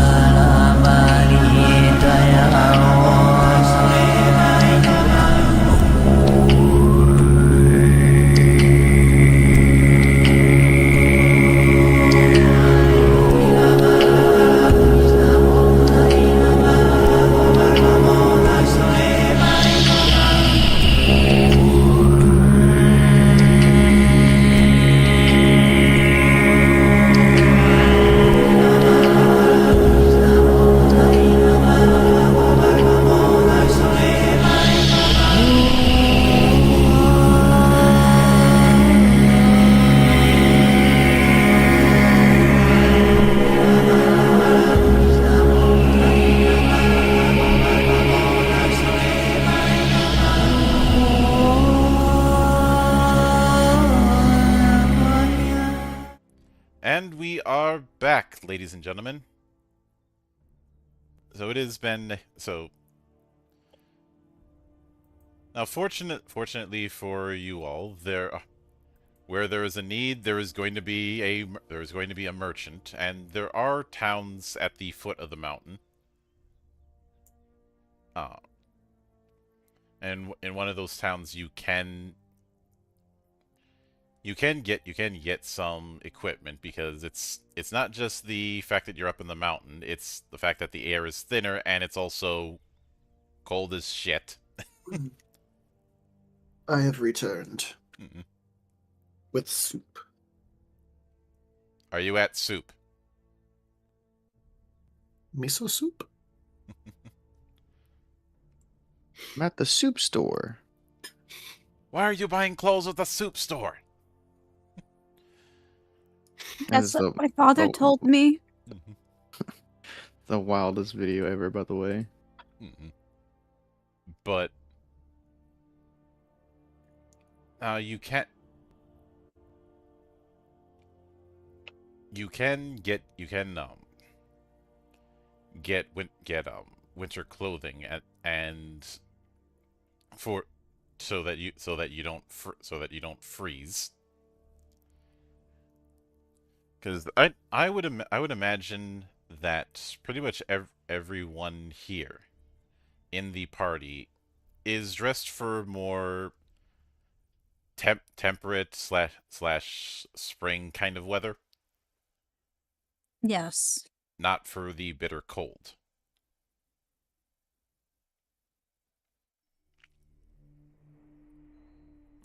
The only one of you who would have a natural resistance to the cold is going to be Varric. Mm. For everyone else, you're probably going to need to bundle up.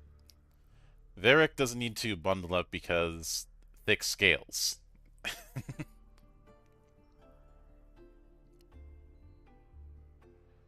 But you do see sets of winter clothing for furs, heavy cloth, and the like. Getting a full outfit is going to be 12 silver each.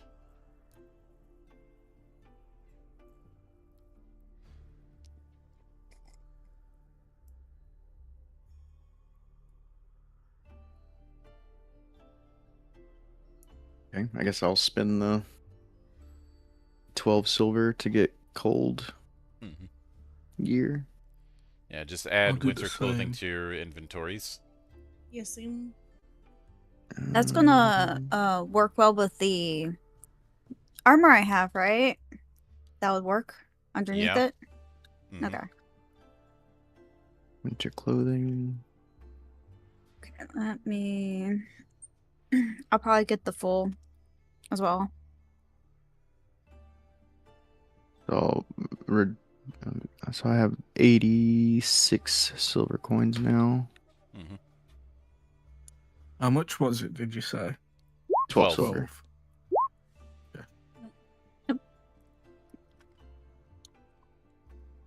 I'm also doing the same. I went ahead and I did the math and whatnot.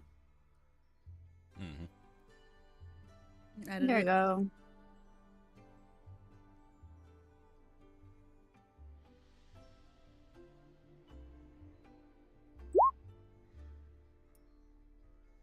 Perfect.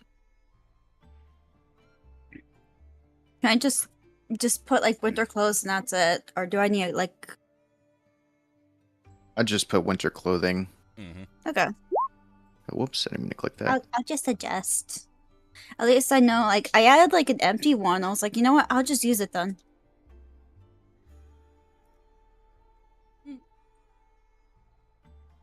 So it's very convenient to have it. Mm-hmm.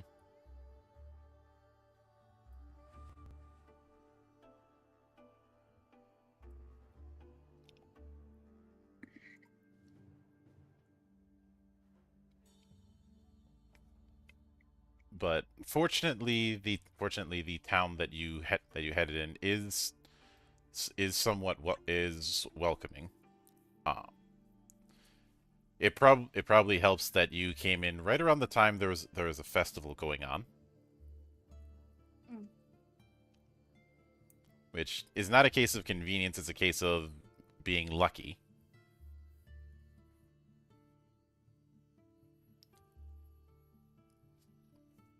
But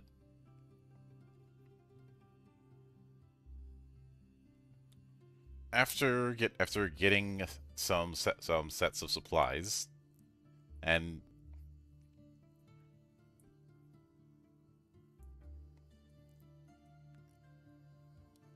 you guys end up beginning the journey. So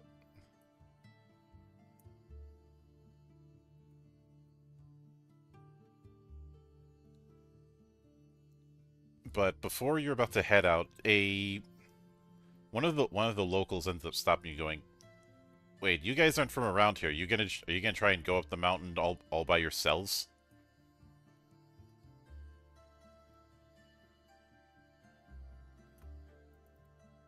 Did we not do Well, that? You guys haven't left the village yet.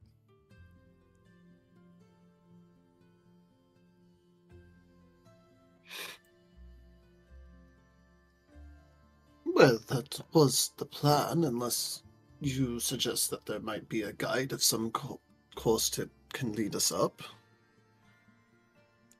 Guidance is kind of my job when it comes to getting people up and down the mountain. It is the air is thin up there. It's always cold. And did I forget to mention the wild animals all over the place? Can I investigate if he's being truthful, or if it's just like he's just trying to get some money out of us? I was thinking the same thing, I'm not gonna lie. Mm-hmm. Yeah. I'm sure he's telling the For truth, real. but in the back of my head. Yeah. Mm-hmm. Mm-hmm. I guess, perceiving for that. Mm-hmm. If I roll. Yeah, it really is just gonna be like, wow, you're really eager to offer us the help. I guess he looks good to me. What's the roll for that? I use perceiving. It was one of my Perceiving? skills. Okay. Mm-hmm. I do have perceiving. Nice. Looks good to us. Oh my fuck. Jesus That seems fine to me. Brother. Most honest man we've ever seen. Mm-hmm. I know, right? This man can do no wrong. God. I think part of the friendliness is the fact that, again, you guys came here during a festival. I want y'all to know I have a +7. Crazy. At +5. I have a +5, yeah. I got +3. As I said, the dice gods show no mercy. Amen.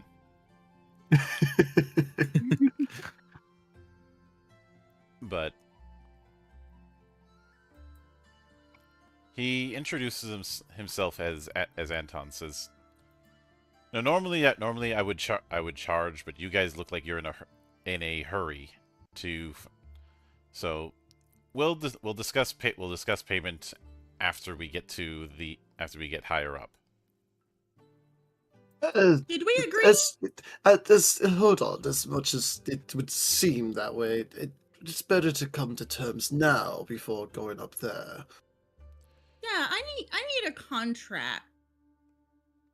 I'm sorry. I haven't agreed to anything yet. He looks at you and goes, "Contract? What's that?" Well, you see, it's a legally binding piece of paper that says, I owe you for this service if you do the service. That way, when we get up that mountain and back down, you're not turning around and be like, oh, that's an extra 200 silver pieces. He just looks at you like you're. Or Okay, I weird, don't and try goes- and be like, oh, no, you're charging me wrong. You said it was only 2 silver pieces. It's to protect both you and me. He just looks and he goes, Why would I charge you extra like that? What do you take me for? Some kind of brigand?" There was an example. I did also say, what if I were to charge you, say that you only offered 2 silver pieces? Just to protect both parties. Also, from the sound of the things, it sounds like you don't have like a normal rate. It depends on how the adventure goes. Sounds like. Would that be correct? He excels for a moment. It's clear that the whole idea of contracts and contract law is completely alien to him culturally.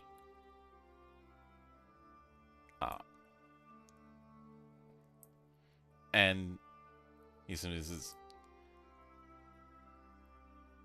I don't know about this contract thing you've explained to me, but I'm not going to be taking money from the church.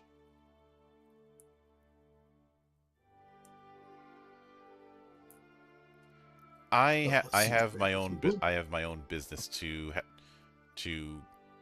attend to up in the mountain.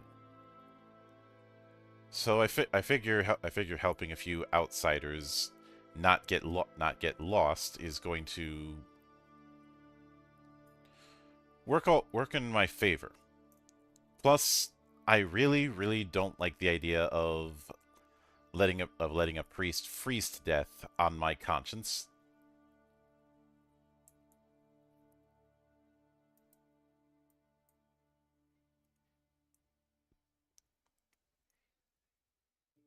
Well, Or any of the servants of a traveling priest.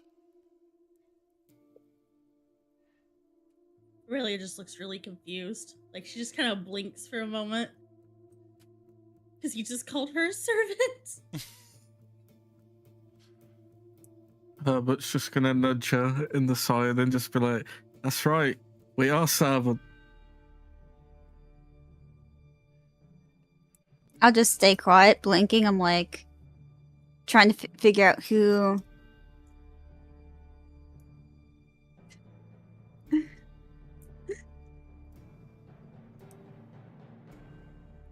Well, in that case, we do appreciate the sentiment, and are gladly to accept your kind offer. He shakes Varric's hand and simply says, "My name is Anton. At least that's what that's what they call me when traveling. So And I am Varric.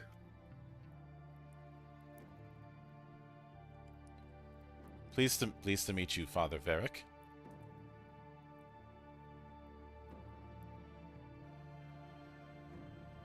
So as you begin heading out with your new friend in tow,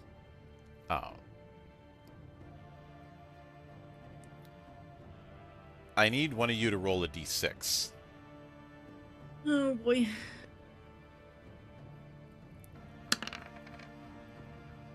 Oh, yep, me and my threes.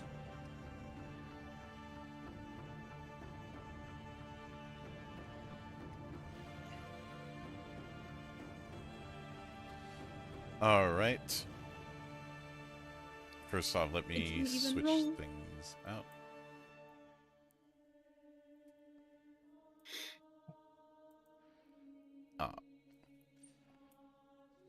And first off, as you start heading up the mountain, you realize, yeah, they weren't kidding about the whole "it's cold." It is cold and windy, and you end up coming up to some of the cliffs. Ignore that.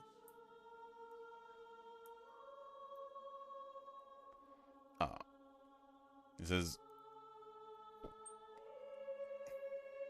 We're gonna have to use some rope to get higher up.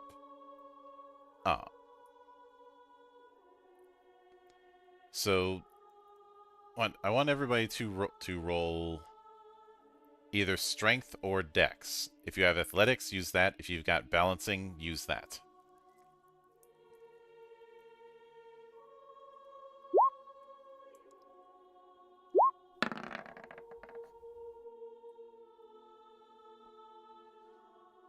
Did athletics or balance? Mm-hmm.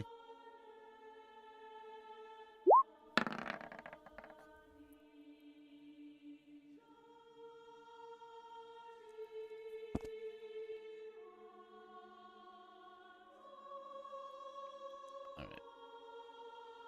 I think the only people who haven't rolled for this are Aurelia and Scarlet. What are we rolling? Are you balance? Yep. Okay. What are we rolling? Oh, thank goodness. You can roll athletics or balancing if you have that. Athletics. Otherwise, it's strength or dex.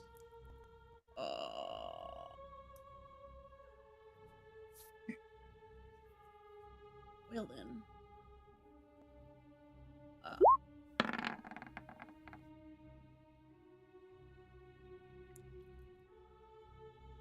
Thank goodness. Mm-hmm. So,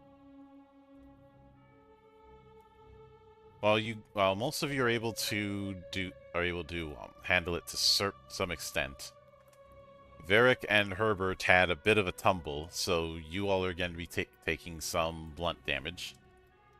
Okay.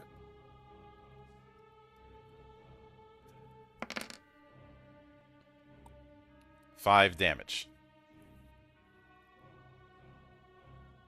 Just a scratch. Mm-mm. But as you continue upward, you do find yourself in a bit of a blizzard.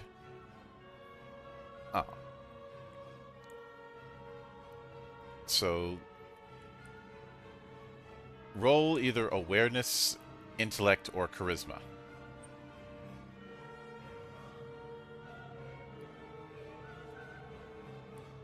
To try and keep together so you guys don't get lost in the middle of a damn blizzard.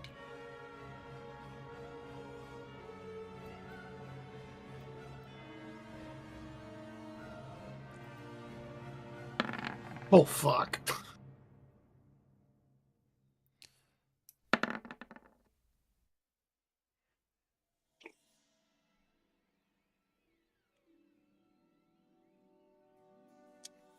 Would nature work here, actually? Yeah? That wouldn't have made much difference for me. Never mind. Awareness is fine. Awareness is fine.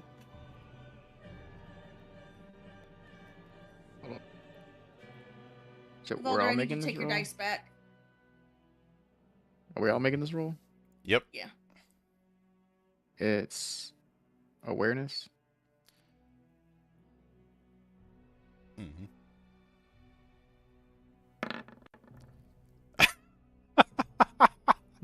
The duality of dice. I think I'll Yep. keep yours. Why is Aurelia walking down the hill, down the cliff? I just fell down the cliff. There was no walking to it. It was just. Bloom. We're all just Basically shouting over. snowboarding. We're over here. We're over here. Just Mhm. carry on walking. Yep. But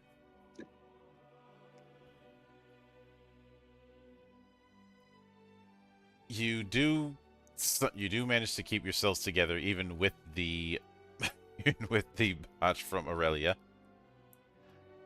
And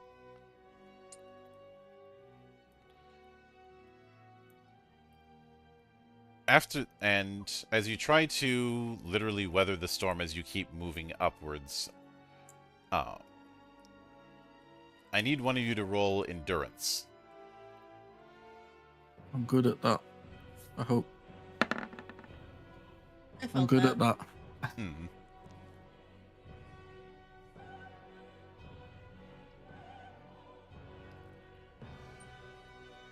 And it's good that you kept it together because as you're passing through this blizzard, you see off in the distance a full-on Yeti.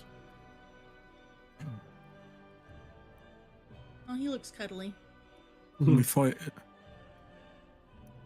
A Yeti that's munching down on a stray goat that got a little bit too close to its territory.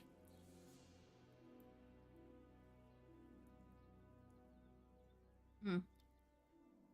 When I say munching, I mean he's treating it like you treat eating a beef jerky. Oh.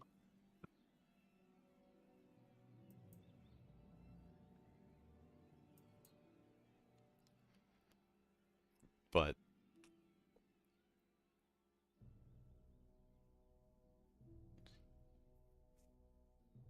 so with that said, roll d6 again.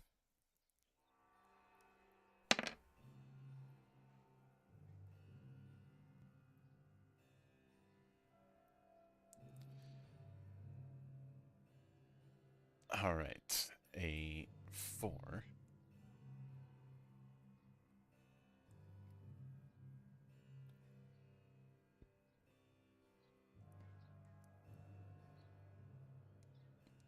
Let's see.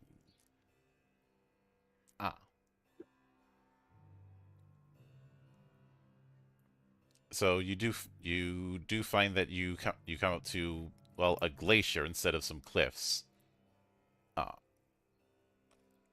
But it is going to work the same way, either strength or dexterity.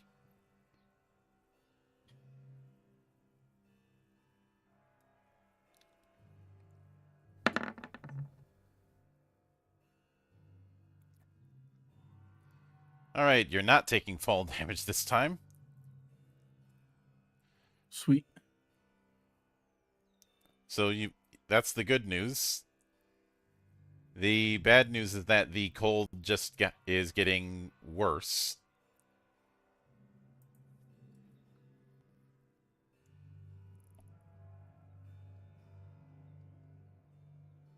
So let me.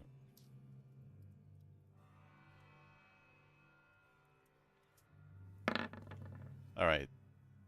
I was gonna ask, does a 7 beat anyone's fortitude? But not a 7, a 11. Does an 11 beat anyone's fortitude? No. Mm, Wait, No. should I where's our figure out? fortitude at? If you go to combat, it will show you underneath your endurance. Mm-hmm. Oh, mine's 14. Yeah, you're good. I'm looking. I don't see fortitude anywhere under combat. I feel a little silly. Looks like I'm good. Mm-hmm.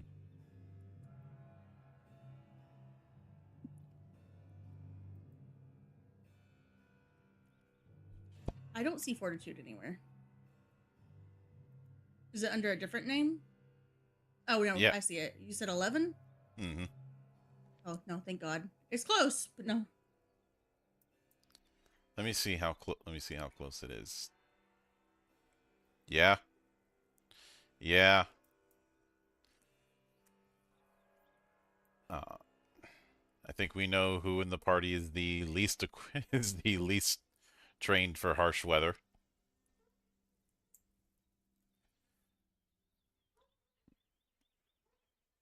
But so with that said, roll another d6.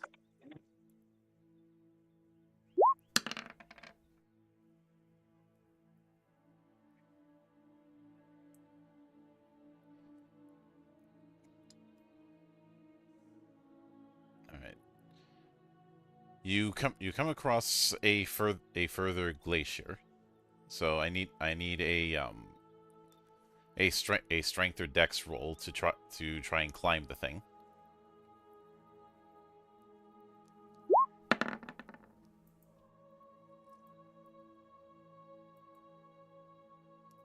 All right, you do. And then as you continue further onward, you come across some cliffs that are significant, as well as slopes that are significantly more difficult to navigate.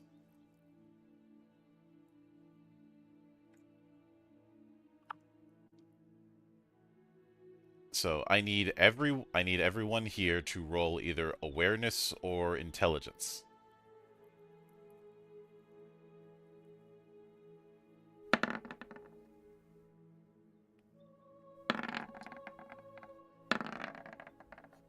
Is there any subcategories under those roles that would be more No, just straight Okay. attribute. I just want to make sure, just in case.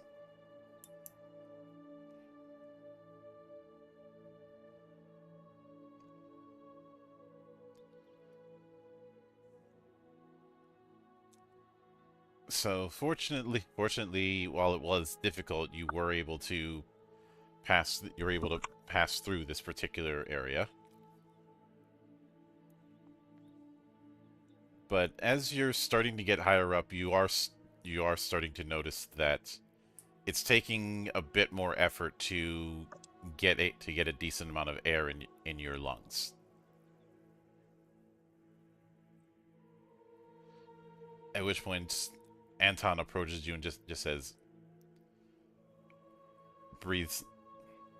I know it's tougher up here, but just breathe deep, breathe steady. You'll get through it." He seems to specifically focus his time on helping Aurelia get through it. Is yeah, you're high enough now that the air is starting to thin.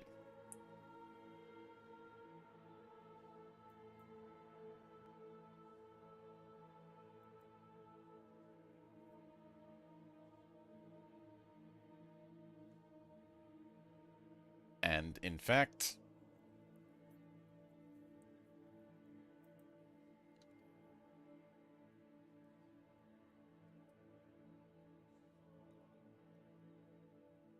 oh, I'm going to check against fortitude again.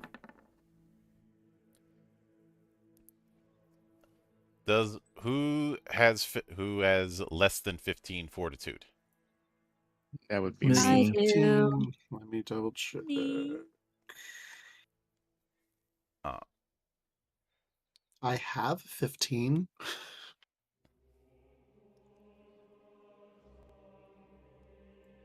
so here's the bad news. Those of you who 15 beats, you are dealing with the effects of altitude sickness.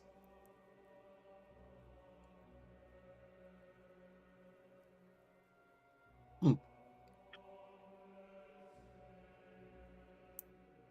As resulting in you guys needing to do a makeshift camp for the day in a nearby cave. Anton does set you up with some soup to try and help keep you warm while you're dealing with it, but it is uh, everything feels sluggish to move. As a result, Perfect. yeah, I'm already in character. uh, it you end up having to spend a day without doing any travel because of that, since two of the people are down with this. Until you're eventually well enough to continue onward.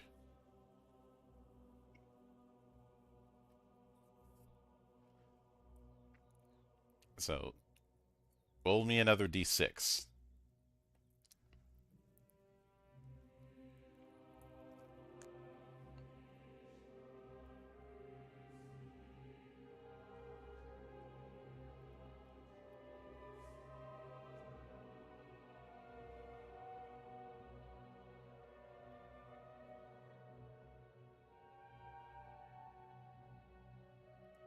Well, as you do continue upward through some cliffs and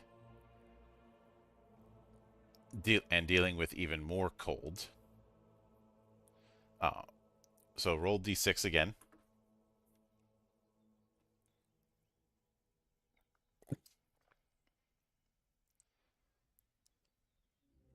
But as you continue onward up the mountain, you start to hear a rumbling noise. A very not good rumbling noise.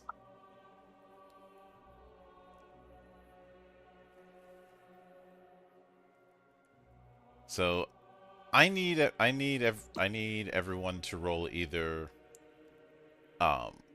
strength or endurance, because you have to figure out if you're going to try and um anchor yourself or run away to shelter as an avalanche is coming.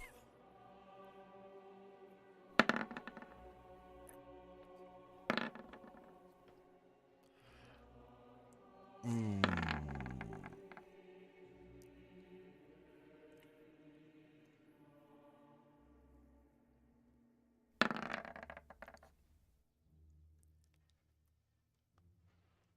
So, of the people here, the only one who just barely survived, or no, the everyone managed to get shelter, but Scarlet did get delayed in it because of the snow, and took a bit of a tumble.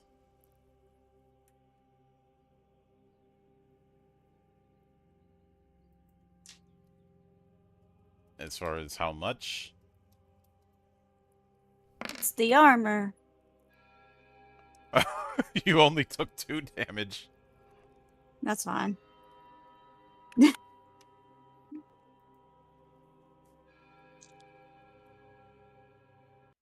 But roll another d6 as you continue upward after recovering from dealing with an avalanche. There is a reason I compared this mountain to K2 and not Everest.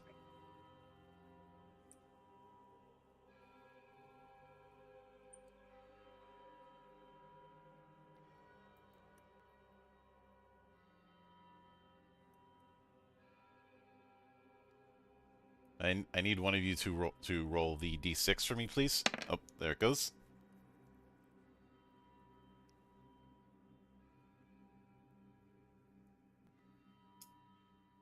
All right. As you continue upward, the wind starts getting heavy and almost biting.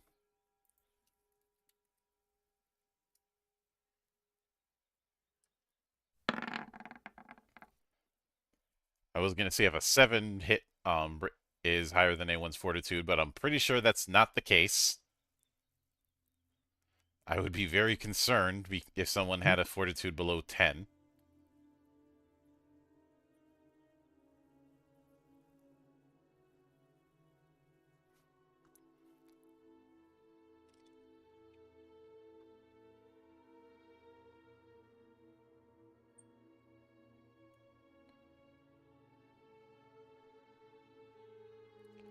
But eventually, after several days, and you guys have been climbing this mountain for about a week, you've made good time even with being delayed, but eventually, after feeling like you just did a death march up here, you do find yourself at Tap Sankad.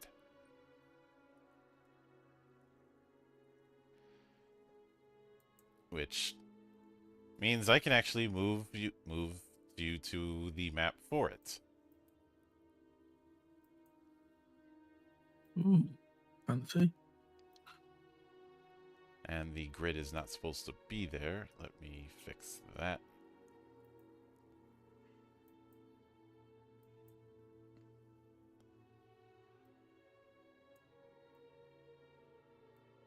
So let me switch.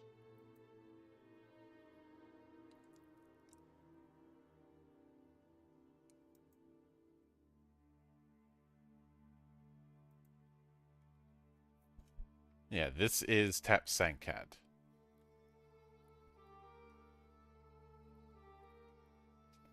The closest thing to a city on this mountain. Although calling it that is a bit of a stretch.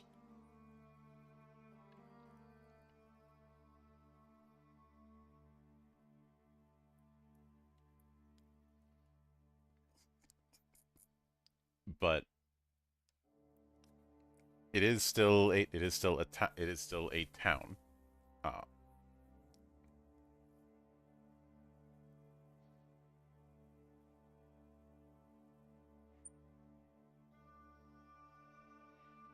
and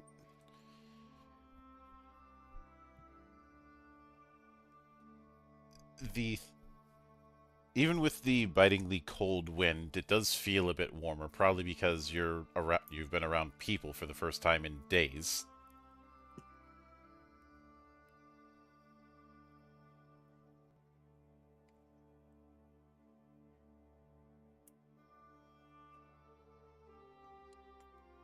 But the place does have its own market, a path to the peak of the mountain. You see one inn, one of the larger buildings there, a monastery, and a park of evergreen trees. There's a lot of trees, despite how nasty the environment is here.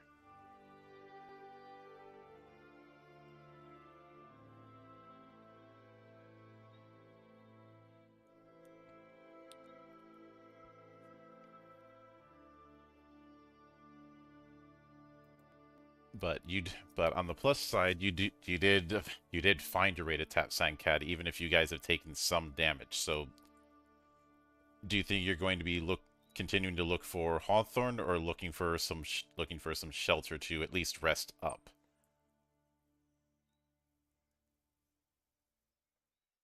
Probably be wise if we rest up. We've been on a really hard journey. Resting sounds good. Yeah.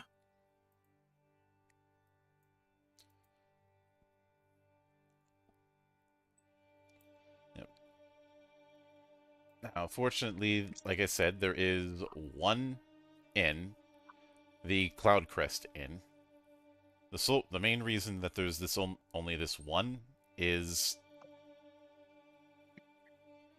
Tap Sankad doesn't get many international travelers. I think for very, very obvious reasons. But the inn is a multi-story inn that looks pretty comfortable from from your position. As far as setting up a room, the rate is 15 silver.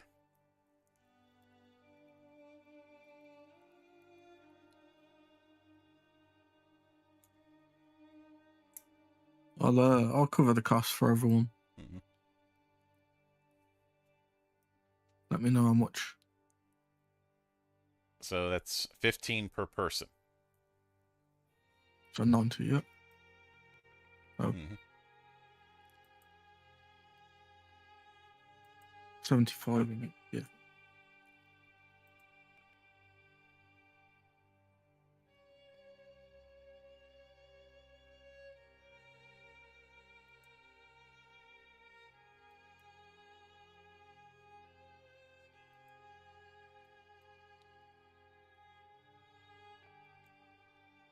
But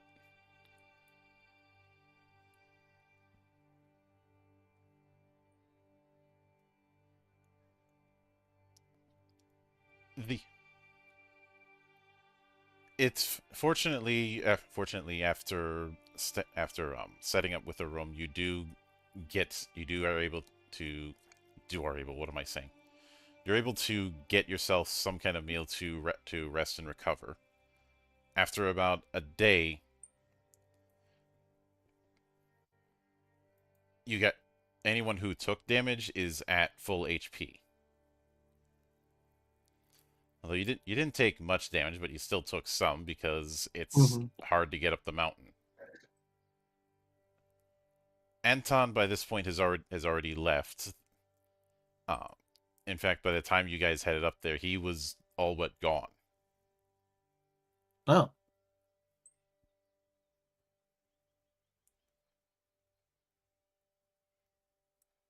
Well, I guess he did do a charitable deed. Mhm.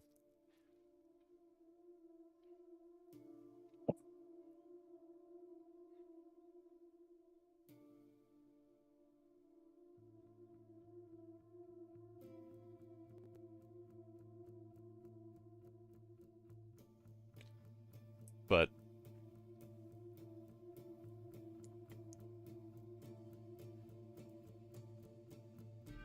as far as trying to find Hawthorne, I think that is going to be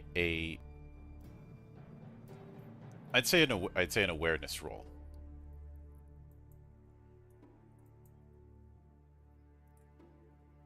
All of us, yeah? Or just one of us? All of you. And There we go.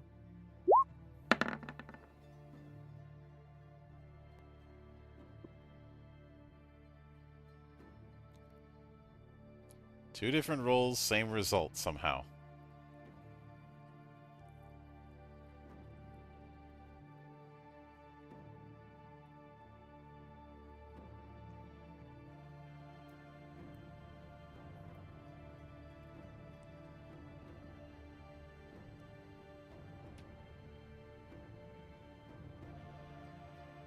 And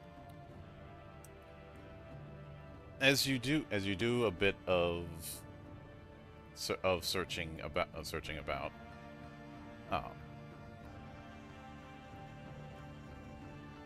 you come across the monastery, looking about and asking for names, and let's see, of the group of you, I think the people who would be the most likely to head to the monastery would probably be Scarlet and Varric, I'd guess. Oh yeah. Yep. Uh,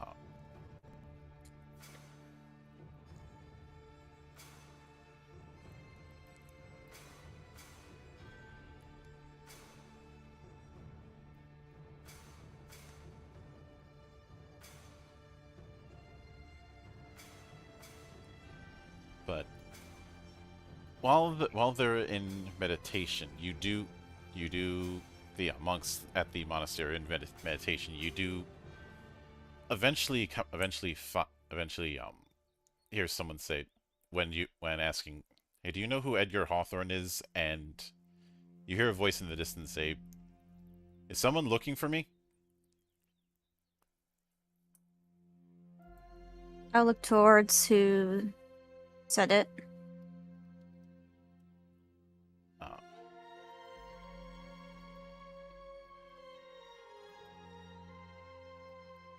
and let me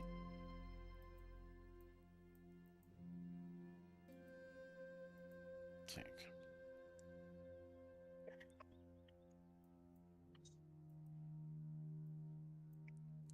For a bit, you see an elderly-looking man in not monk robes. He seems to be the one person in this area who is not dressed like a monk. I put his appearance in the side chat. Okay.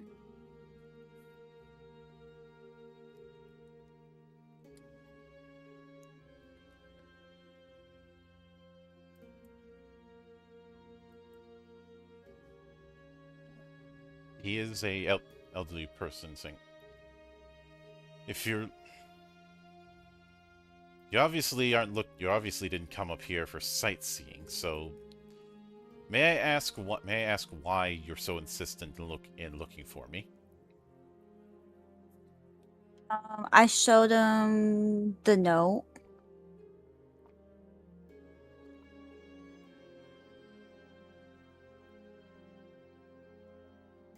I left that note for. I left that note downwind just in case Abraham needed to find me again. How is Abraham these days?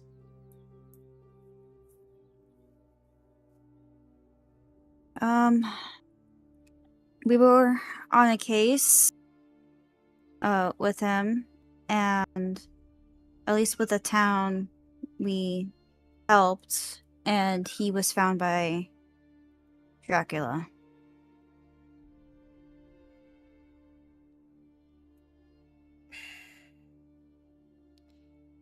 He pauses for a moment as if to try and take in that his old friend is most likely dead.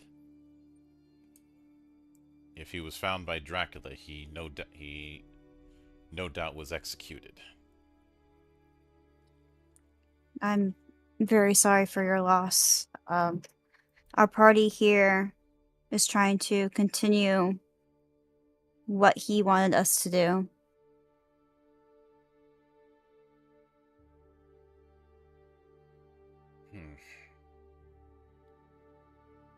I suppose I can aid in some form. But not here. Talking about vampires in holy ground is a bit impolite. Where are you staying?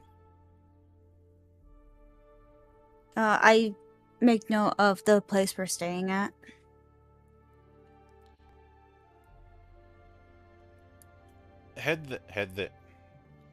If you're staying at the inn, that'll make things a bit easier. Head back there and bring your friends. I'll be there within the hour. Just let me gather some things. I'll just nod and I'll just apologize again for the Bad news.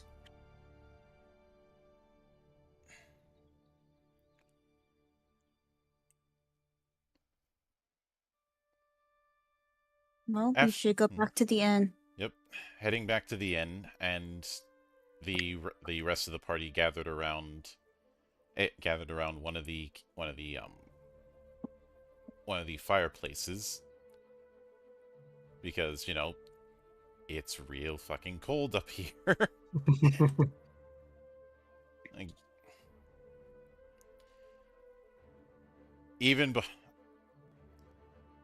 some of you know who I am, and know my tolerance for the winter season. Even by my standards, a place like Tap Sankad is going to be cold.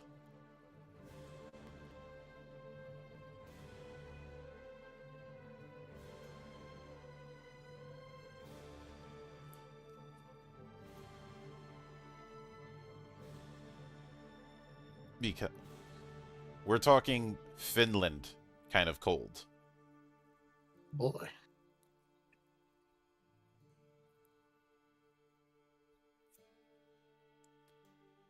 Where seeing any positive number on the thermometer is going to be a miracle.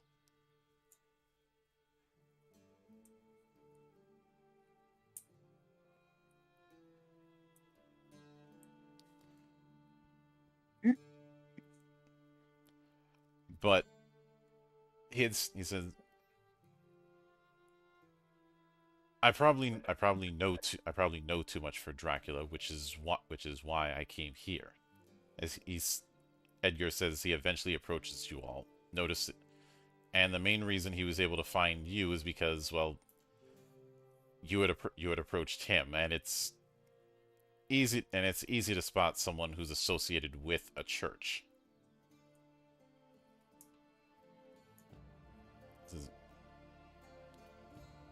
He sits down at the table near the fireplace with the rest of you, saying,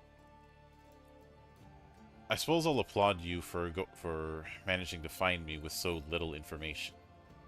I have my doubts that he told you about me."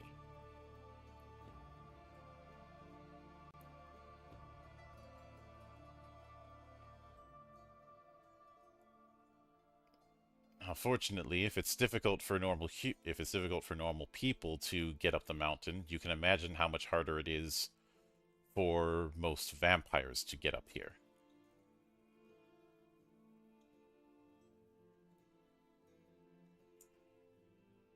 And before you ask, because of the type of vampire that Scarlet is, it's not as much of a problem for her. Exactly. I'm special.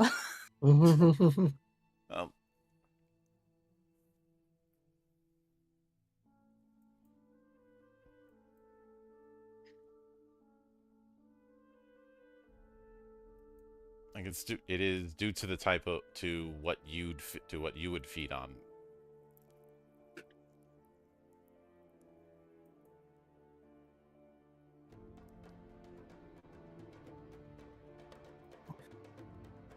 Which is also the reason why being in the church kind of puts the thirst at bay for you. Yeah.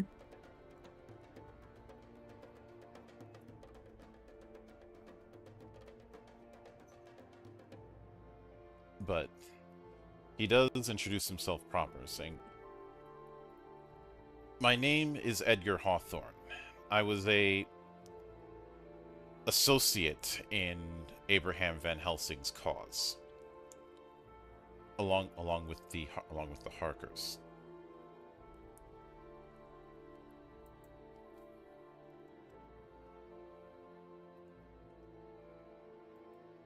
If you all manage to find me, then things are certainly in a situation. So, what do you want to know from me?"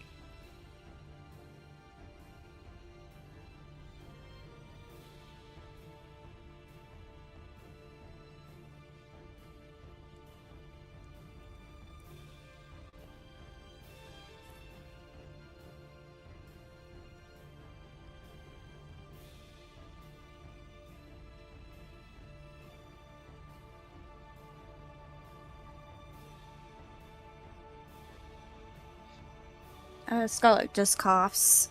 Um, we want to know how to take him down.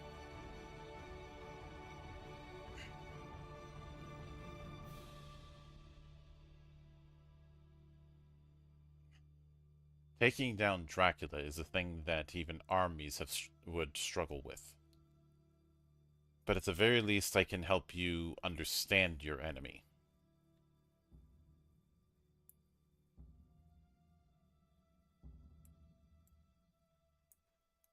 That would work.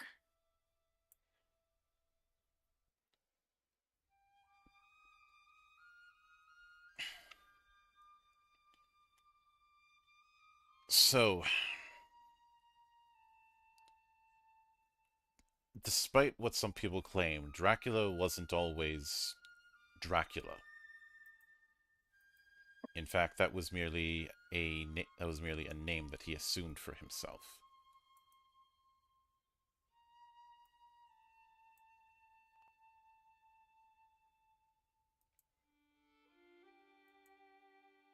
What was his original name?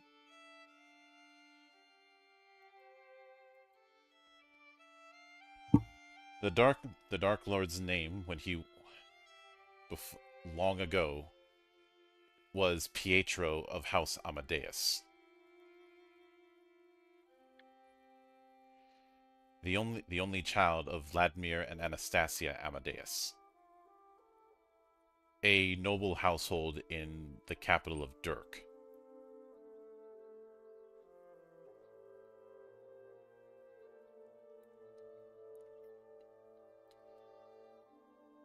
I see. Being the scion of House Amadeus led to certain expectations that would be put upon him, and he seemed to excel at all of them.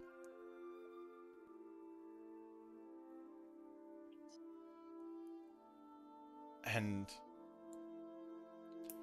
things certainly changed when he ended up meeting Agatha Van Helsing.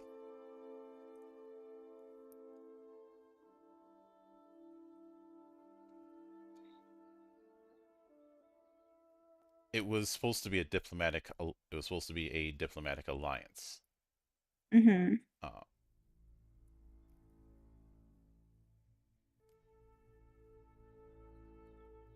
And it grew to be more than that.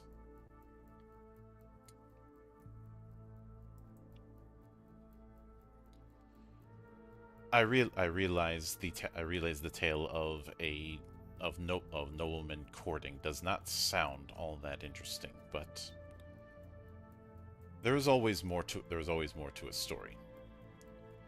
And in any sort of relationship like this, always ways for it to get messy.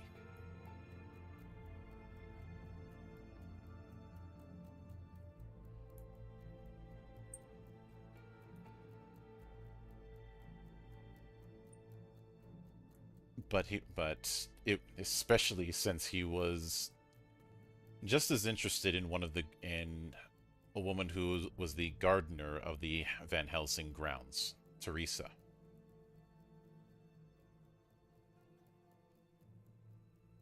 I see.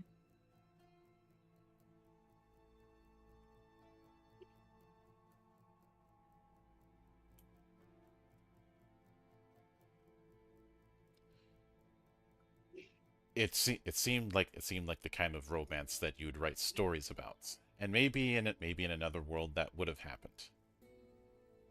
Unfortunately, Teresa fell ill shortly after Pietro's 21st birthday.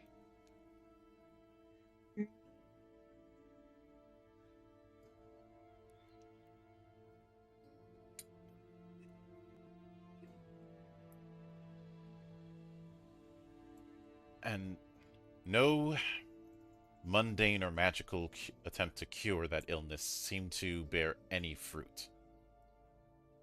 All that they were able to do was use arcane magic to suspend Teresa's body in something akin to a coma. to at least buy them some time.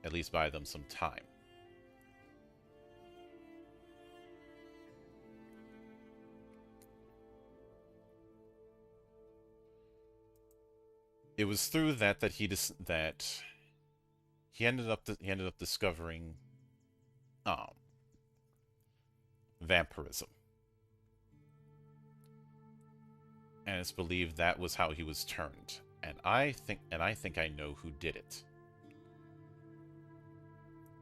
In Nord, there is a hermit vampire named Nandor Vladislav.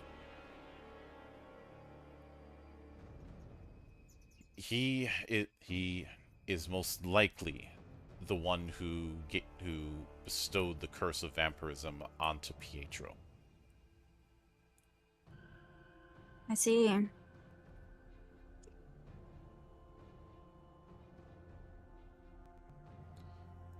But it was shortly after that using what he learned about vampirism, he was able to, it seemed, create a medicine alongside new friends like Shelley and Frankenstein that seemed to succeed.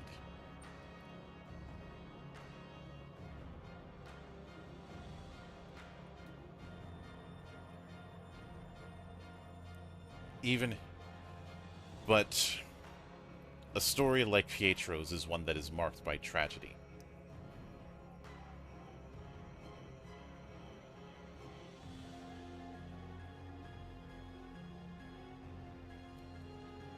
But of course, that cure had a price.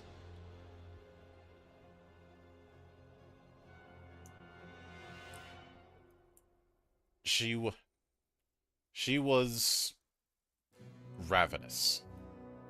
Was Teresa, the now wife of Pietro. It was, and someone that ravenous for raw meat and for blood inevitably would end up getting the attention of the church. This led to a witch trial, leading to her being burned at the stake. I was trying to see if it was longer. And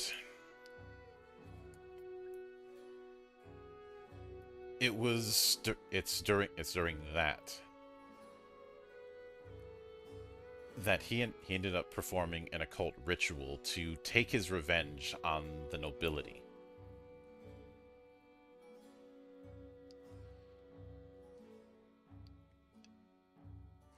An instance that would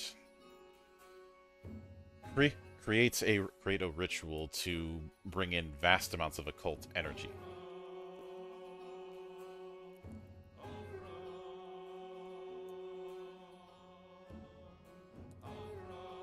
That energy would completely wipe out the vast majority of the noble families within northern Ansera.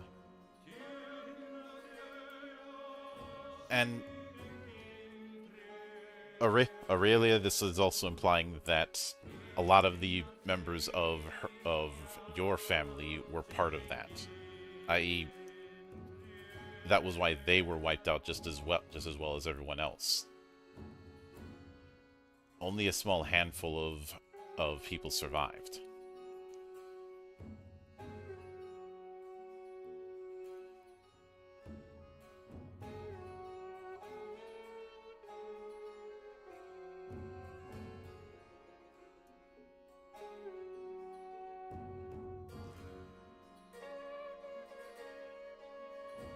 But in the aftermath of that, he's been doing his particular bit of trying to conquer the northern regions of Ansera, and I wouldn't be surprised if he tries to head southward if he's uncontested.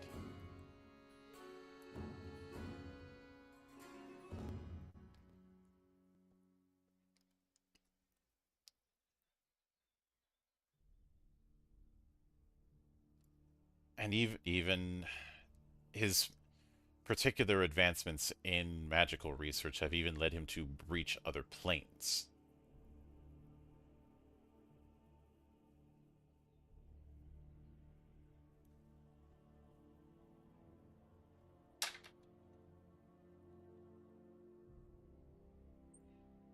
But it was after his shift towards conquest and the attempt to wipe out the Van Helsing family that he took on the name that you know him now, Dracula.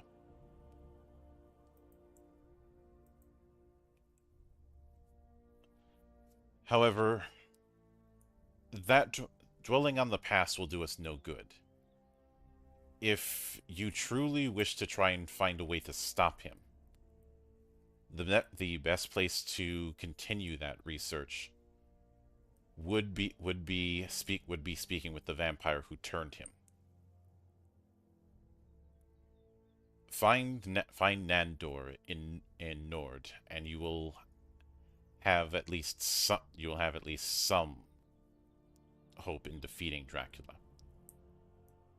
I don't envy your chances, but you have my sympathies. I appreciate the history, and we'll take note of that name in particular. But question: before this, would Aurelia have known about the fact that the rest of her family was massacred?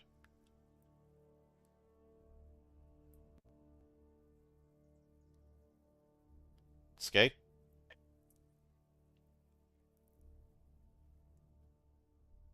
Oh, they are I muted. started answering and I forgot I was muted. I figure they would have told her, but it would be unrelated to what killed her parents. Because basically her extended family was in the same place as the rest of the nobles when Dracula made his move.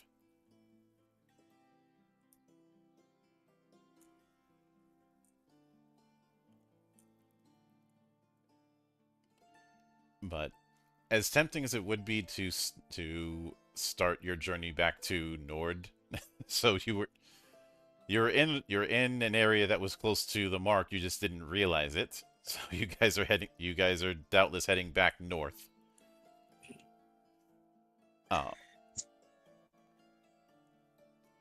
As tempting as it would be to go into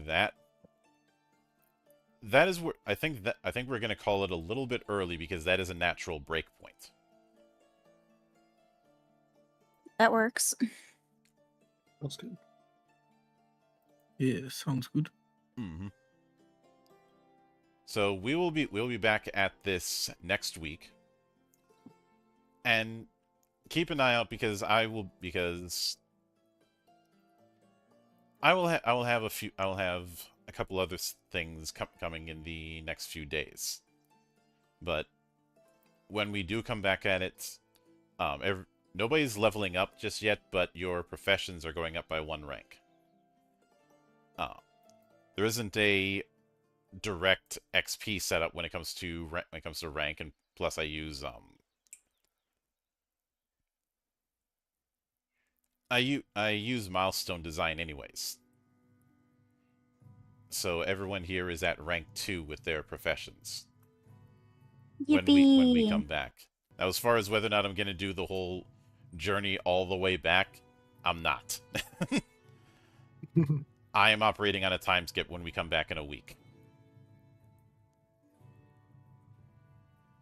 Because do you really want to go through the daily travel thing to get back to Nord?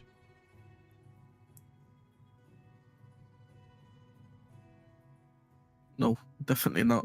No. So, like I said, we'll be back at it in a week's time. But until then, on behalf of the good brothers present and not present, my name is Mildra. I am your gaming monk, stay fucking frosty, everybody.